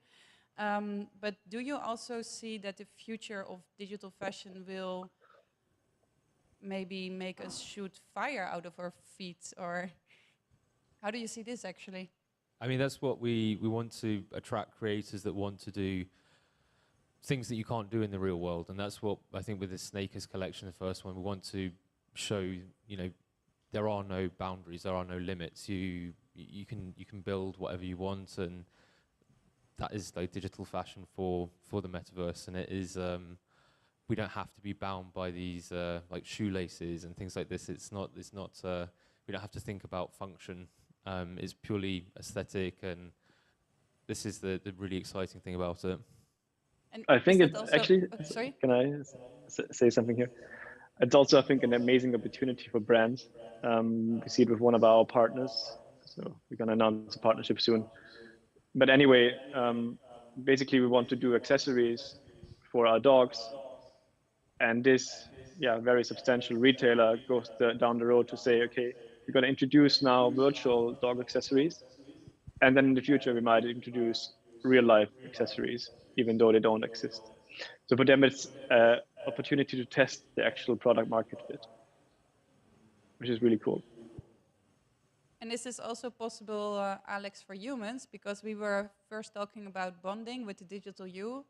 But can you make the digital you blue, or where does this stop? But of course. Yeah, we're capturing the ground truth. And from there, we can deviate, and you can explore different versions of your inner self, or again, actually use objective data about your current behaviors to see into your future about your future self. You may want to fly. You may want to be blue, and screw those damn shoelaces. You may want to have an avatar without shoelaces. But yeah, that's certainly something that I think is exciting to see how people interpret their own versions, their own avatars. And maybe also then talking again back about all the projects. We talked about some friction points. We talked about the far future of flying and being blue. But what is actually coming up, maybe in the next months in your project? How is that looking for Dogami? We announced recently a partnership with Sandbox. That's this that's the partnership where you can bridge over from one blockchain to the other. Then we're gonna do probably a second drop of dogs next 2 to 3 months, and then we will launch the first version of our game in the end of June. In the meanwhile, we will launch some merchandise, etc. But we keep on pushing to build our version of the metaverse, to build, as I said, this augmented social experience, and to grow our community even further. It's a really exciting space, as you know, the whole play to earn space, and quite exciting. And what with Flex? So we've just launched like a beta version of the platform just a couple of days ago. So things on the roadmap for this year. So we've started obviously with sneakers. We're also going to be later in the year, we'll be building out like an iOS and Android app that will have like face tracking in it. There'll be like image target tracking in there as well. So it's to use, we'll be, using like the face tracking to create like a digital fashion, like face filters. The same with the image target. We'll have we'll print T-shirts with like a flex image target on there, and when they use the phone, that will like bring the QR code to life, just to show what's going to be possible in the future with the augmented reality glasses. So we're going to do quite a few experimental drops, and so yeah, it's going to be a lot of fun. And Alex, how is it with Blue Vishnu? The question was on what are the upcoming like exciting things, not in the far future, but Sure. the next month? Sure. So here at the conference, we're scanning people in different poses, and it's fun and exciting for people. But what's coming up next is we'll be scanning people in an A pose, in a pose that can be animated, rigged and animated, so that your avatar can do any pose and actually become metaverse-sized. Is that a word? Can I use that? So that's on our short-term roadmap. I guess you can. And also maybe coming back to what we talked about before, about maybe the dystopian that we saw with Mark Zuckerberg in the metaverse. You mentioned Max community already. We talked about the friction that we actually have with blockchain. But I guess a big difference with Mark Zuckerberg is that we invite the community actually to maybe even co-create, but at least to bring us to where we are now. How does the interaction work in all of your products with the community? Do you actively involve them? Do you engage with them? How is that with you, Matthew? So a lot of the artists that we're working with, so some of them are filter creators for Instagram and for Snapchat. So we're very excited to bring a lot of these artists over to Flex, to experiment with us as well. So they bring their communities with them, and this is like for us, it's like they get to build their digital fashion brand on Flex. So we just hope to create lots of new brands through this. And is there a whole Dogami community as well, Max? Are people Yes. trading their dogs actually? Yes, so we met 1 million Tezos transaction volume today. So I think quite substantial, yeah. So yeah, we have 90,000 community members on Discord. I don't know, 30 community managers and mods, even more, I think. And the interesting bit in this NFT space is that it's global, it's 24/7, and you get constant feedback. So there it's more about, okay, what is actually relevant? Obviously, we need to take everything serious, but that's a very, very special space, I would say, because if you want to get feedback, you will get feedback. And if you don't want to get feedback, you will also get feedback. So you just have to execute on it. And this is, from a startup perspective, obviously super exciting because, I mean, you can just know immediately whether people are interested in your product or not and what their pain points are, etc. So really good foundation for developing a product. And I think in your case, Alex, you have met actually the community here by Southwest actually today or yesterday. How was it actually interacting with everyone? It's great.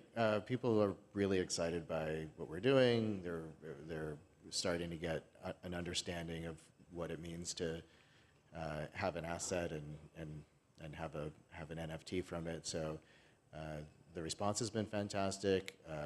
We're drawing crowds. I'm really pleased. Yeah, that actually brings me then also to the end of this panel. And when we are talking about this, maybe this opportunity to co-create or to get feedback, I don't know if there are any questions in the public. If there are questions, now's the moment. I see there one in the front. We have to wait 1 second for you to get the microphone. Then you will also be recorded. What was the reason for you guys to build on Tezos? I'll start there. There's three things that are important for me that Tezos checks. One is that it has a very low environmental impact. That should be obvious why that's important. The second is that it's a low barrier to entry, a low cost to mint. Those are two of the most important things. And the third is just the community. Just from my limited interaction, the community seems very strong and very motivated and very welcoming. So it's a very welcoming, decentralized community. There's a lot of sort of closed lingo that is a little off-putting, I think, to people that want to start looking into it, and I haven't experienced that with the Tezos community. So those three things drew me in. I mean, for us, it's much the same. You know, it's the accessibility. It's like also the environmental argument. I can only echo that, because when we're talking about digital fashion as being a solution to potentially like the fast fashion overconsumption, then if we're saying, okay, this digital fashion is inherently more sustainable, then we want to do it on a blockchain that's also not polluting. Yeah, and I would like to, I think everything has been said. 2 points I'd like to add is, first of all, the technology is obviously very compelling because it's an upgradable blockchain.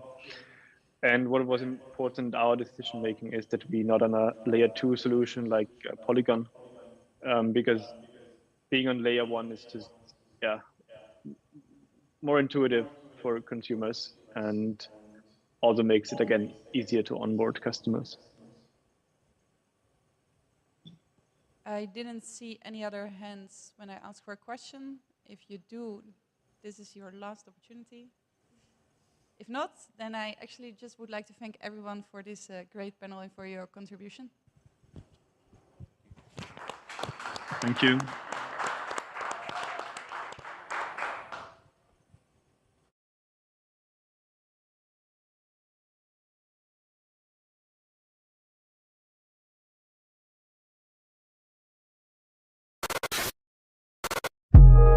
I think community is the most fundamental core energy of our studio, because our belief is literally making art for anyone, any age, any background in the world.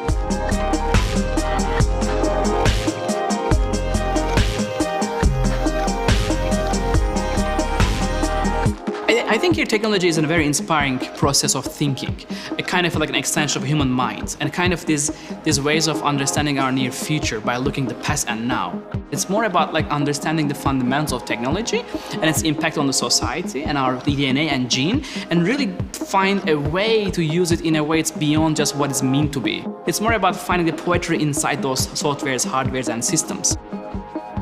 This week is for our studio Freeze LA, specifically inviting friends and people around the world to show behind the scenes what we are trying to say with data, AI, and create experiences around the world and just share as much as behind the scenes.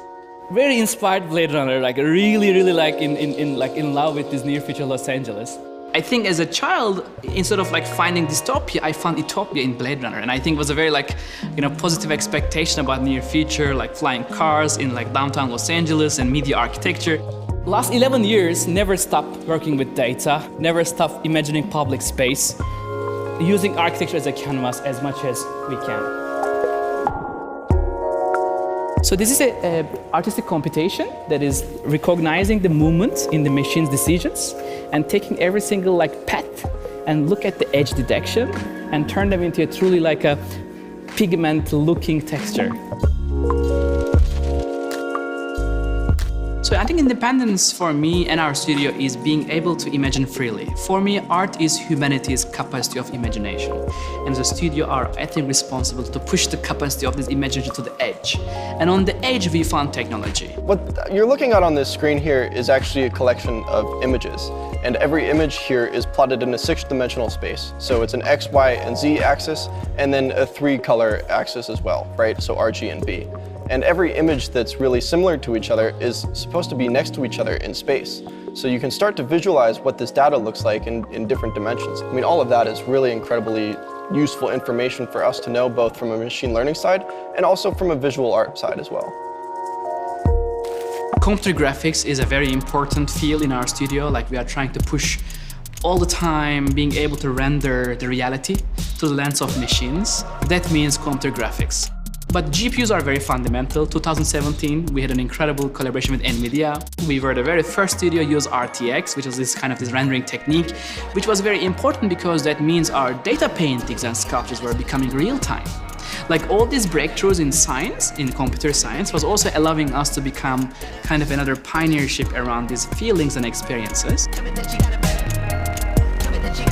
We are extremely careful about our impact on the nature once we use extreme computation. We try to source, first of all, everything in-house, not to try to use cloud computing. But if you need cloud computing, we look for resources who have almost no consumption problems, or try to use natural energies, such as Google team at the moment, trying to have their net zero expectation. Try to find those partners who have been purposefully pushing the cloud computing in an ethical way, and do always our best to do things humbly in the studio than in a large scale of big computations. We work with proof of stake, for example, blockchains, to understand the ecosystem versus proof of works. We are trying to hear the reactions and problems and evaluate what we could do better, and ultimately find ways without the cancel and boycott culture. Generative art, a lot of generative art. I'm extremely into on Tezos, I have this private wallet that I'm collecting more than 2,000 pieces since last March, maybe the day it became very well known. And since then, I never quit supporting my friends and colleagues, and also collecting personally. I'm very, very inspired by the generative art community. The NFTs and digital art, for me and for our studio, we always imagine first in the virtual space, painting with data, sensing what a human brain may feel through the lens of EEG. These are already in a virtual space. So we never imagine things in physical world in the first step.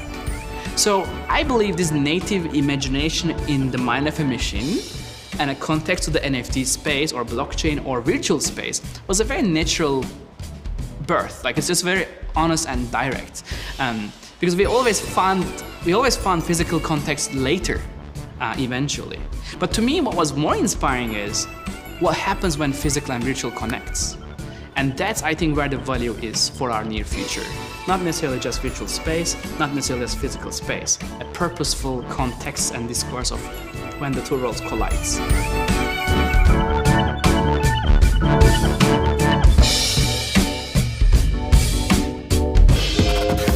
Hi everyone, so my name is Ryan Roybal.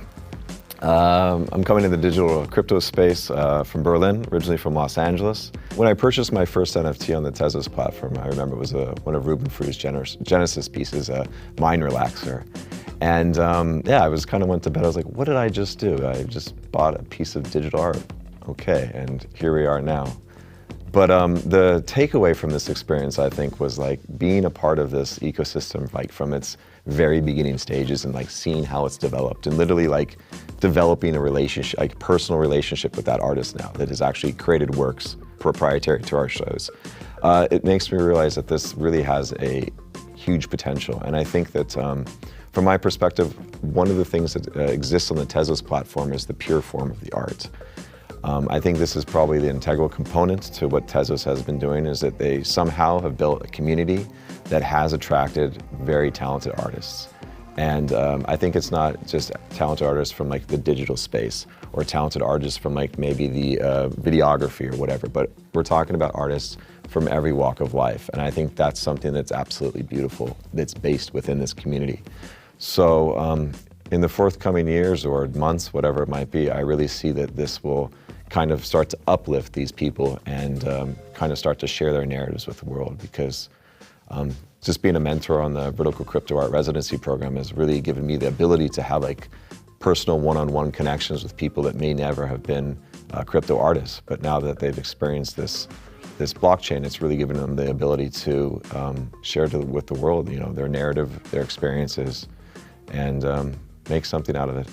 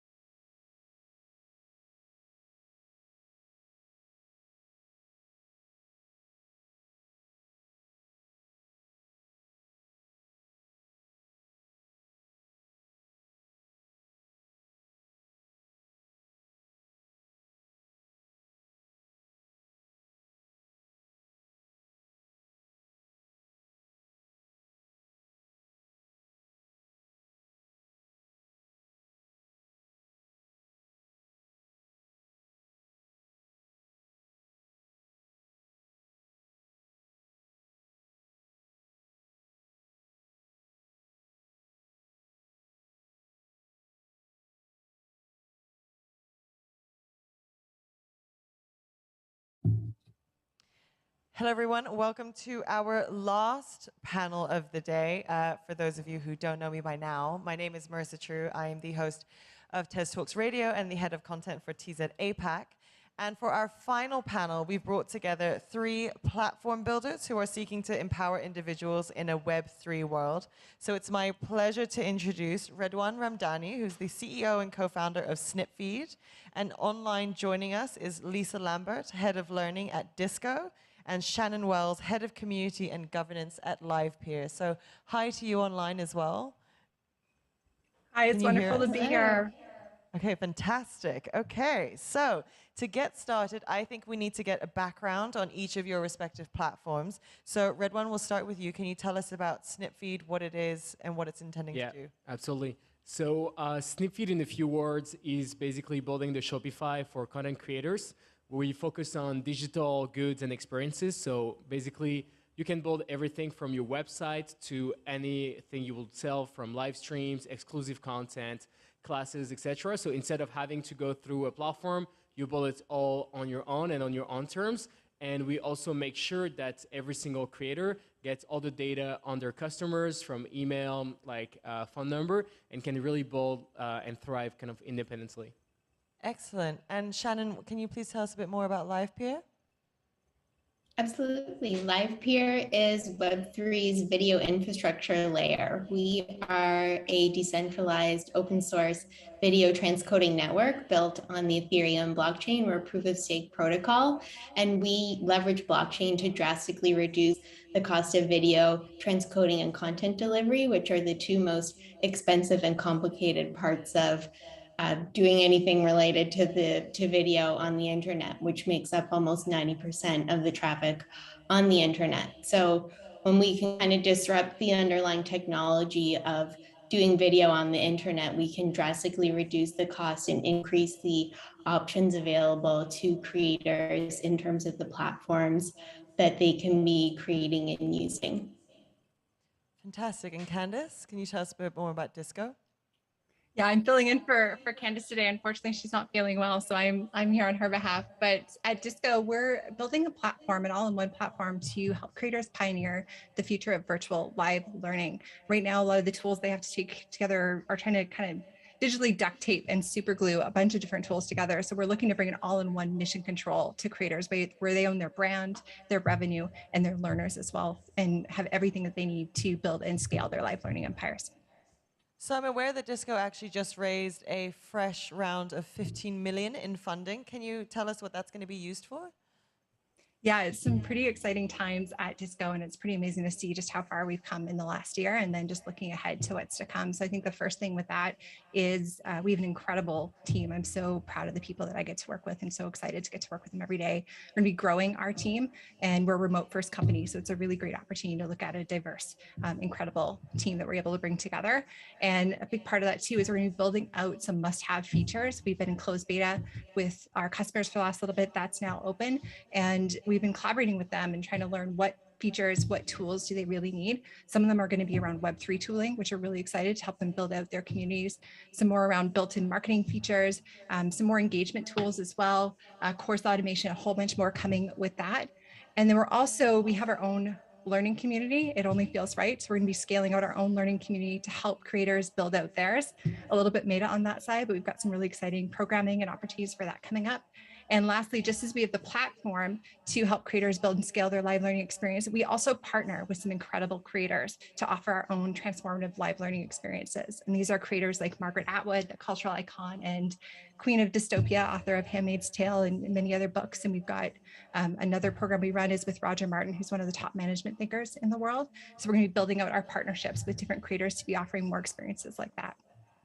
Fantastic. So what each of your businesses have in common is this approach towards a Web3 world and trying to make sure that your businesses have this sort of technology integrated within it. And Redwan, I mean, I'm aware that you're looking at integrating blockchain into Snipfeed. So first of all, how is that going? And why do you actually feel that blockchain is a fundamental part of, future business infrastructure? Yeah, I think especially for creators, it's going to be really, really tremendous because for the first time, they're going to have the opportunity to create a win-win ecosystem between, their fans and the creators. We're talking about that earlier, but typically when you are a fan right now on a platform like Patreon, there is no difference between being the first supporter and being the the first million kind of like supporter. The idea here is really being able to create the right incentives as well for for the community. So typically that's what blockchain also enables. You can say, okay, in the community, like these kind of behaviors are going to be rewarded, for instance, with tokens, or like with certain NFTs, that the creators can actually mint. And I feel that's really going to be super interesting to see how creators are going to leverage all those tools. I feel so far creators haven't necessarily been, haven't launched as many community, oriented NFTs as we could have expected, while they have the most engaged community most of the time, right? So typically I feel like what's going to happen in the next 5 years is being able to have the right utilities associated with the NFTs are really what's going to change somehow the whole ecosystem for content creators. And then I just think that's naturally over time. The other thing, that's gonna enable creators to have more independence is Web3, and the blockchain in general, because right now they're all depend on platforms. They depend on Facebook or like Twitter, or like YouTube. But how do you build really true independency? It's really through, I think, Web3. Even if, for instance, at Snipfeed right now, when you have customers, you have their emails, you have their phone numbers, you really you can create mailing lists, etc. But somehow still, you're still dependent on maybe MailChimp or like something like that. I think in the future, the Web3 kind of options that are going to be available for creators are really going to be able to offer them through independence from platforms, and it's just going to be them and their community pretty much. So that's really I think exciting for the whole ecosystem, and that's why for us we are going to start with NFTs, and then we think that the future is really around social tokens for creators. So that's really what's on our roadmap right now.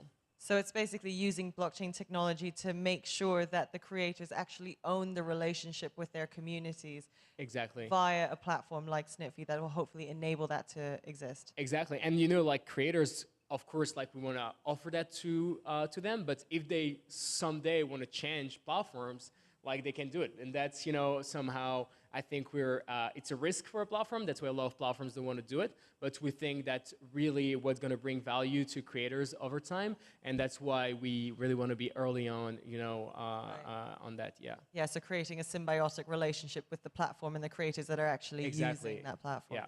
Fantastic. And Shannon, so what does it actually mean to be like a decentralized video streaming network? Yeah, absolutely. I'll answer that question thinking about the difference between Web 2 and Web 3 and kind of what's different for video creators and video platforms in the new Web 3 context. I think the two really big game changers that Live here is really excited about are one, and Redwan kind of referred to this as, in Web 3, creators own their content. When you upload content onto a platform, even after you've minted a video NFT, that's owned by the creator. So that's already game changing. And the other big game changer that I mentioned in terms of what blockchain and Web3 enable for video technology is just drastically reducing the cost of doing these very complicated, technical processing pieces of video transcoding. And, the reason why, platforms like YouTube have to rely on business models that capture and monetize users' data is because that underlying infrastructure is just really expensive to operate. YouTube was running at a loss, and had to be acquired by Google just because, it couldn't get the revenue it needed to be able to maintain that kind of infrastructure. But, a lot of platforms today still have challenges generating enough revenue to cover those infrastructure costs. So blockchain and, decentralized video transcoding Live Peer has over 100 active nodes around the world.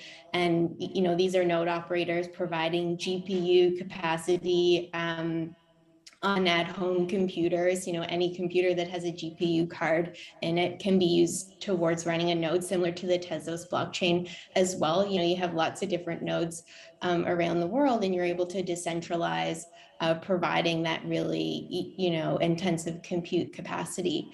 So that's what's really transformative. And, when you can have a lower cost solution for doing video transcoding, what we hope at Live here that's going to enable, and what we want to be part of, is just way more platforms that creators can choose from, because there's only a few big monopolies right now. And what Live here wants to be is the infrastructure layer for, we hope, many more diverse platforms that are more tailored to lots of different creator types and interests and communities. I think it's so interesting that people tend to neglect, on the consumer front of things, you neglect the technological complexity of what's actually happening on the infrastructure layer and how that impacts which platforms actually dominate the space and where we interact the most. So approaching that from a decentralized strategy is a refreshing idea. But then on the consumer end of things, does anything necessarily change? Will we consume live streaming in a different way? That's a really good question. And I think to get to mainstream adoption of Web3, I think a lot of the, builders need to be careful and not, increase barriers to entry by making it feel too complicated, or, I can't.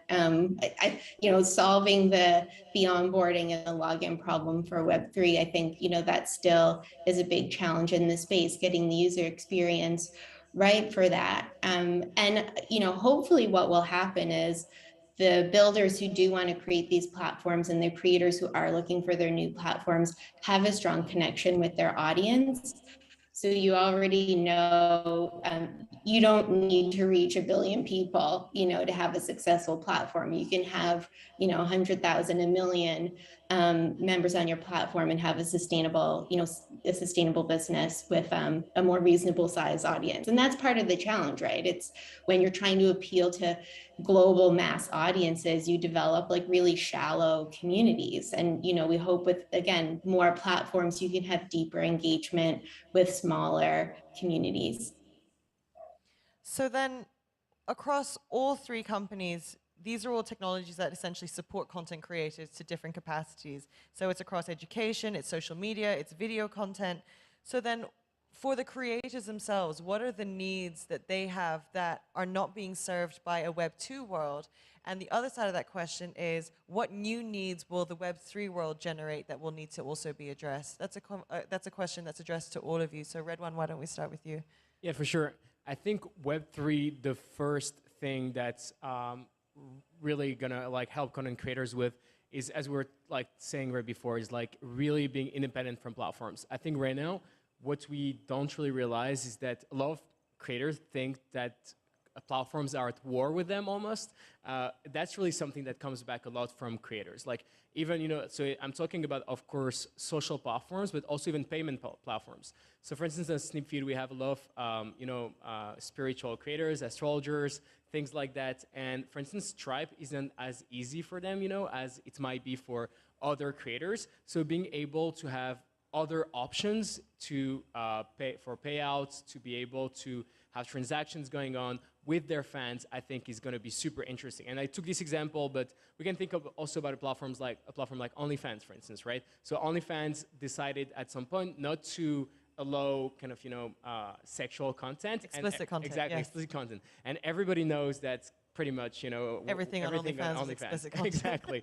So typically from, overnight, a lot of creators realized that they could literally lose their revenue stream, their main revenues. And so typically the problem was coming from OnlyFans, saying banks wouldn't allow them to operate because of the nature of this content. But now imagine if to actually subscribe to someone on OnlyFans, you could buy a coin and then spend this coin, on the platform. That will totally change the game, and I think create way more freedom for content creators. So that's, I would say the first element. And then the second element, what's really important for creators is really having the right incentives for their fans. And I think being able to say, hey, I just released an album, you know, like making sure that people are going to stream the album, for instance, right now. So let's say if you are like Billie Eilish and you just kind of like started, you'll be, oh, like I'm on YouTube, or, you know, you can go like stream it. You have a maybe you're posting a story. If someone really like you, they're going to listen to the music, but a lot of people are just going to forget about it. But now imagine that, you know, in exchange for like watching or streaming, you know, whatever new song she's releasing, you're going to actually earn maybe, you know, like a token or like an NFT or something like that. Then all of a sudden she's going to have way more engagement and kind of like real engagement coming from her fans. And I think that's really, you know, what's going to change in the future is creators are looking for two things mostly. They're looking for engagement, and they're looking also for like monetization. So I think Web3 is basically going to change those two things really drastically by creating the right incentives for fans and for creators as well on the long run. So yeah, I think that's, you know, pretty much what's super, super exciting about the space right now. So then when we pivot that from the creator space and more into the education space, for a platform like Disco, what role of decentralized technology would help the education space? Like what kind of fundamental part of it or qualities of it are integral to the future of education? I think there's a few of them right now, and I think it's a super interesting time for education because education itself is being so disrupted. We saw massive shifts to education over the course of the pandemic. And even if you just look at higher education, people who had to shift really quickly to learning remote during this time really quickly started to question the value proposition of what they were paying for with that experience. And we're seeing this rise of creators creating these incredible learning experiences, and learners wanting to learn from creators they trust and that they love in community and in a really engaging way. And there's some limitations right now with this around Web 2. Some of it is having to work with these intermediaries around ownership for it, but it's also makes it challenging for creators not only to build a learning experience for their communities, but building it for and with their learners and doing it in a way where they're incentivizing their learners to help one another learn as well. So you can think of some kind of token economy around giving peer feedback, where those kind of behaviors, those kind of community behaviors are incentivized as well. And then if you think about it from a learner experience, there's a lot of people who are doing kind of their own personal degree journeys, but there's no acknowledgement of what these are. If you think of one of the biggest value adds coming out of a university or a college, it's that certificate of authenticity, it's your diploma. So right now people are looking to acquire these different skills, but there's no way to validate that they have these skills. And this is something that Web3 can help enable in a really interesting way, where people can own their own personal learning journey record and be able to really quickly share that, whether it's with employers, whether it's with other institutions. So it's really kind of a twofold thing that Web3 can unlock, both for creators and for learners all around the world. Okay, so we're almost looking at a immutable report card of some description as well, so that academic qualifications take on a whole new nature. Because I mean, let's be honest, like how many of us actually even have our printed degrees anywhere? So there's no real technical proof that we went to school. And at the same time, I like the notion of a token economy that would incentivize greater learning within this kind of supported learning digital environment. But then how far along is Disco in terms of integrating this kind of technology? Or is it just in an exploratory phase?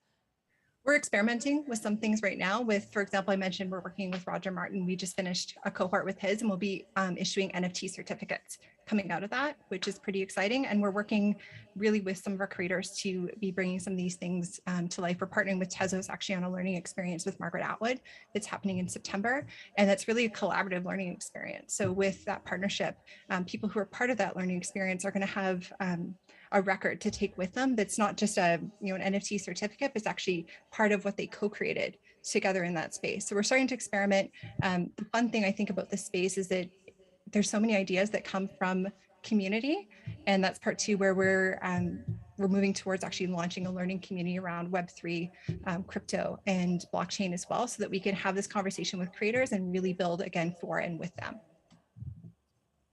Yeah, I was just kind of like following up on that. I think it's also can create a dialogue for the first time between the, the teacher and the student somehow.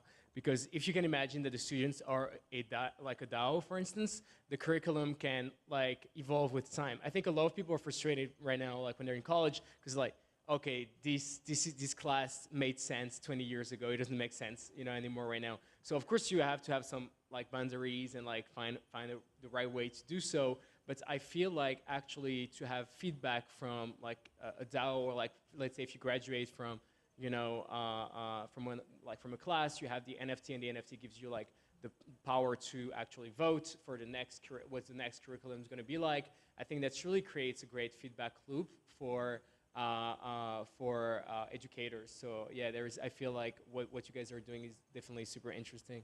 Yeah, so essentially developing a ever-evolving educational system. Because you're right. I mean, how many textbooks have been outdated, and we're buying textbooks that are registered with published in 2006 and are no longer as relevant today. So being able to offer students the ability to craft their own curriculum is very much a novel idea, and one that should be experimented with. Can I share something that I think is kind of funny about this, is that it's not so novel. History tends to rhyme in this. If you go back to just after 1000, the year 1000, the turn of the millennia, the University of Bologna was one of the first institutions to start, and it really was started as a guild of learners. It was the learners who were in charge, and they were able to hire the lecturers for this. And depending how the lecturers did, how the learners voted on their performance, they kept them enrolled, and they were able to shape their learning journey. And that's something where we've seen, that's actually where the word university came from, was from that guild of learners. So this going back over 1,000 years ago, we're seeing it surface again, but technology is enabling what the new possibilities are for it. I love that essentially this technology is basically able to resurface old ideas that maybe weren't as successful because we didn't have the means to develop them with the kind of technology that we have available today. Over at LivePeer, again, we were talking about infrastructure technology, and therefore not something that the user themselves directly interacts with, but in terms of how this is going to help solve the needs of the creators in a Web 2 versus what their new needs might be in a Web 3 world. What does that look like from a video streaming tech? Yeah, from a video creator perspective, it looks like being able to mint and own your own video NFTs, and being able to, you know, own that content and take it to any platform that you like. And, you know, that's what's really exciting. It's the creator ends up controlling who has access to that content rather than the platform itself. So that's one really big one. And then the second is related to, you know, token gated access, or, you know, selectively being able to choose who's able to, you know, watch your content, tiered memberships for your community. I mean, those are all functions that you can also build into experiencing video on the internet, where you can decide, you know, when you want to share your content with who, and using social tokens to, you know, get the community and your audience involved in making decisions around experiences relating to your content. So a lot of the discussions around Web3, NFTs, blockchain technology, I mean, many of the conversations that I've moderated at this event have always touched on the power of the creator. But one question that we need to address when we take a step even further back is why the creator is such a fundamental part of this Web3 future. Why do we have a very specific and laser focus on empowering them over anything else? I think it's just generally like we're in a movement right now. We are in a post-industrial kind of era. And I think just going back to what you were saying, which was super interesting about like the gals, I think we are going back in time somehow at the like village scale, where you actually you have a bunch of people on social, and that's why like I think it's all starts somehow on social. Social is the new main street. That's where you hang out with your friends, especially for Gen Zs. And on social, you're gonna have a bunch of people that you trust because you trust their content. You kind of like almost know them personally because if you watch someone's stories every day, you're almost gonna have this personal relationship, right? So all those different kind of creators on there, they actually gonna have a bunch of followers, not necessarily millions of them. You can have 10,000 kind of like, or 1,000 true fans. And if you like, I guess you're familiar with this theory. And those 1,000 true fans actually are gonna be the ones who are gonna empower you to make a living, totally independently. And that's kind of like going back to this Main Street, allegory. It's basically you're going back and you're walking in this village, and every single you have. Maybe your therapist there that you kind of like found on TikTok. Maybe you have, like someone, and you kind of like just go. Just a quick pause. Finding your therapist on TikTok is also a very new generation thing. Yeah, I mean, like that's kind of a lot of people, like they're They find so much like advice and stuff actually on TikTok, right? But you trust them because you've seen like so many of, you know, maybe Duo like on the platform, etc.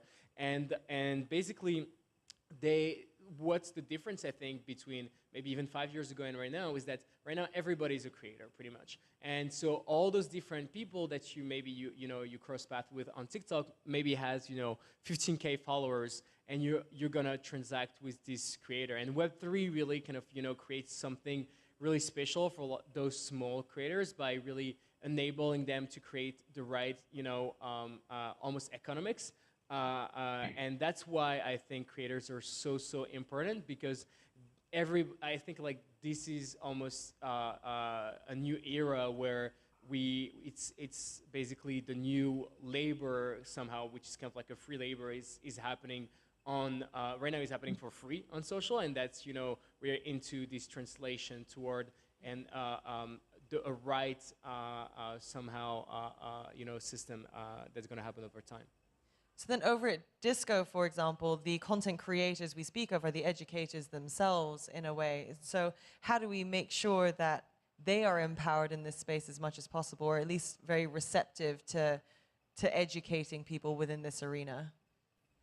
I think it's an interesting space because I think education in particular, because I think of learning as what really takes us to new places. We're all having this conversation today because we were all curious and open to learning and seeing what new possibilities for technology could be. And I think of, there's a quote from Malcolm X that just kind of resonates with me every day. And just to paraphrase, it's that education is the passport to the future. And if I think about what creators are doing right now, or what Web3 enables for creators, moving away from traditional institutions that really were the passport issuers, it's now creators that get to be the passport issuers. And with Web3, they actually get to be valid passports that can unlock new possibilities for learners, for communities that we haven't even yet imagined yet. And I think with creators, knowledge creators in this space, what they're really doing is they're enlisting co-creators. They're building up other pathways, new pathways for people to engage with Web3, engage for this new technology that maybe they don't want to lead it. Maybe they don't want to be in there building something for themselves, but they can be a contributor in a space where they're also enjoying the upside that comes from that. And they're incentivized to really be part of something more than just as an audience, but as a peer and a partner to creators. And then at Live Peer, for example, when we talk about content creators, especially in a live streaming video sense, I mean, I think people's minds tend to go towards gaming streamers and just generally, young children who are doing toy reviews. Why are they such a fundamental part of this Web3 future, and why do we need to make sure they have all of the tools available to them? Yeah, I think it's such an important question. Why are creators fundamental to Web3? And it's because if you look at Web 2 and the deal creators have been getting in Web 2, it's not a very good one. For every dollar of content, for every dollar of profit on YouTube, that comes from content, 55% goes to YouTube. That's like a really high take rate based on the value that a creator, is delivering on a platform. So that's why the creator economy is kind of the essence of Web3. It's, you get to unlock and capture for yourself and for your community, most importantly, the value from what you put out there in the world. And Live Peer, absolutely wants to be part of enabling that. And, it's why we're excited to be connecting with the future builders, the Red Ones and the Snip Feeds and, all the other amazing platforms that are coming online right now. So then, in that regard, are we actually looking at a world where this Web3 world is a world designed for creators, or are they just one part of the puzzle? Who else is involved in this puzzle? I think, as we were saying, for the first time, the fans as well are, fans, I'm using fans, but it can be, Sure. It's just a generic word. But typically, for the first time, the user is part of the game. So if you were using YouTube as an example, when you watch YouTube, you're not rewarded for watching YouTube. So for instance, you can use there's a company called Pools. What they're doing is super interesting. So they're working with a lot of content creators, artists, and when you're watching a YouTube video, you actually earn coins, social tokens from the creator. So that's really, really, to me, fundamental and that's the same thing in play to earn games, right? usually when there is no big difference somehow in the game in Web2 and Web3. Like they're kind of like similar. It's Age of Empires, like games like that. But when you played Age of Empire, well, you just spent time and money on the game. But the time that you spent wasn't considered. Now I think we are in a world, kind of almost a post-currency world, where attention is the real, like the real currency. So your attention has value, and I think what Web3 enables is actually, if you are a creator of game, a creator of music, whatever, if you create like great stuff and people enjoy your stuff, you can and people are going to believe in your game, or believe that it's going to grow over time. So they're going to spend more time on you, because somehow everything is still, I think as human beings, everything is still an investment somehow at a certain level. So people are like, I love it, but I'm investing as well in this creator. And I think that's really, so everybody, compared to the first internet, like the Web 2, sorry. In the Web 2, basically the winners were the platforms, because you creators work for them, users work for them. They give their data. And now, for the first time, it's not the platforms. We kind of, it's the middle, because platforms were saying initially, oh, there are no more middlemen. The TV, like the studios, we basically destroyed all of that, but they replaced them in a way with the algorithms, etc. And I think that now, for the first time, there won't be no like middleman. They're going to be enablers, and I think Snipfeed in the future want to be an enabler. We want to like give like easy tools, etc. to creators, but we don't want to interfere in their relationship with their audiences. So I think that's like the biggest almost shift in the internet. So then, if we're looking at disco and live peer as well, what are your thoughts on how much emphasis there are on the creator, and then who else is in this mix that we really need to consider?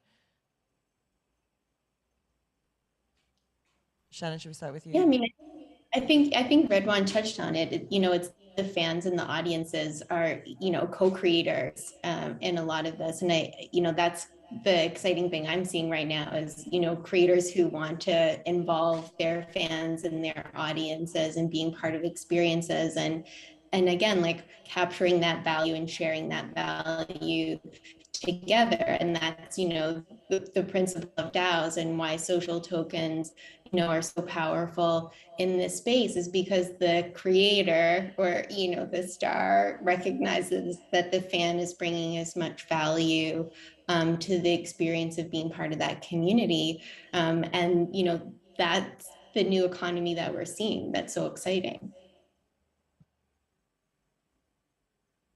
I think a lot related to what Shannon, what Redwan are saying, I think what we're seeing too is like from creators right now, so much emphasis has been around content, and Web2 has enabled a lot of content creation, content distribution. What Web3 are starting to enable is context creation and context co-creation, not just for creators, but for creators with their communities in new ways, and in ways that are providing value on all sides of this. So I think we're just starting to see the stages, or the early seeds of what this can grow into. So then realistically, how far off do each of you feel we are from actually achieving a future like this? We're obviously all experimenting and developing it now, but what sort of timelines do you realistically have in mind? So for us, we're hopefully going to launch something in the summer that's going to be large scale with some pretty good creators. We're going to announce some names hopefully pretty soon. But I think in general, the way companies like Web2 companies are going to be super important in the mass adoption of Web3 and crypto in general. The reason being, a lot of crypto companies that we've seen, the problem is that they want to launch immediately without having nailed the user experience. And I think in Web2, you have to nail the user experience, because otherwise nobody's using your product, and you're judged by investors, by users, by, is the product working? Because if you check some project, maybe even if they don't have any users, they have a lot of enthusiasm, so like they actually raise a lot of money, etc.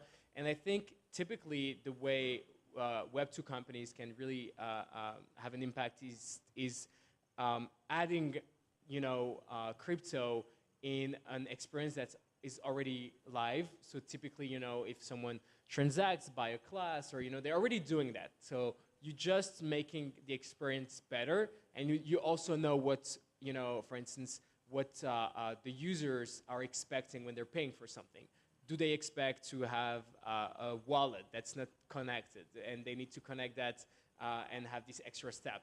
Do they want to pay with credit card immediately? How do they want to have their NFT displayed, etc.? I think all of those data are data that we somehow have already because we have interacted with so many, hundreds of thousands of customers and creators, that this information is pretty crucial for, I think, the ecosystem in general. So yeah, I think it's a matter of like month for a lot of companies. So basically, we actually have enough information to make real headway, at least as it relates to Snipfeed and what Snipfeed is trying to achieve. Yeah, I mean, like, hopefully. We haven't launched yet, so I'm TBD, like, TBD. Yeah, the Web3 part yet. And then what about at Disco? How far off do you feel we are from blockchain integration in this education platform? I think we're starting to see it incrementally already and in different places too, which is pretty exciting with it. I mean, like I mentioned, we're issuing NFT certificates now as a starting place and building out some other tooling for creators to look at. And I think there's actually a lot of value in introducing incrementally as well. Shannon mentioned some of the onboarding challenges in bringing people into this space as well. So by bringing in incrementally and interfacing with some of the Web2 tooling that's out there, I think it's a bit more inviting and welcoming for people to be part of this, especially for something like learning, which is so integral to each and every one of us. But I hate making predictions on these sort of things because we're just coming from a time where we saw what typically happens in decades happen in a matter of weeks. And I think there's still a lot of uncertainty and there's a lot of interesting things happening right now and a lot of momentum. So I don't want to make promises with things, but I'm very excited about a lot of the experiments that are happening right now and the potential for things to come out of that, especially with all the collaboration that's behind this. Right, so essentially it's the exponential rate of growth that makes it too difficult to pin down a prediction because as we have one estimate, which is a few months, at the same time, we don't know what's going to be possible within a year or even 2 years. And then Shannon, what about you? What's your ballpark estimate? Ooh, on a timeline, I think this year will be the year that we will see a breakout application in the Web3 space capture a significant share of the existing Web3 audience, which has grown a lot, over the last year. I think to get to mass adoption outside of the new Web3 curious, Web3 experimental crowd, Redwan's absolutely right. The user journey and user experience just has to be so much smoother. And TBD, whether, that will be a Web2 company that does the legwork now to figure out what it needs to do to integrate Web3 to, into an existing user experience. But I think it'll be really interesting because, I'm in this space full time. I often forget that I'm in a bubble and we're just such a small portion of the overall population that, has a long way to go. My mom still has challenges taking screenshots on her phone. There is a huge, massive kind of user challenges to get everyone into Web3. So yeah, I'm hesitant to say anytime soon for a Web3 native company to reach mass, billion users. Yeah, it's just, I feel like the question also is Web3 a product or a feature?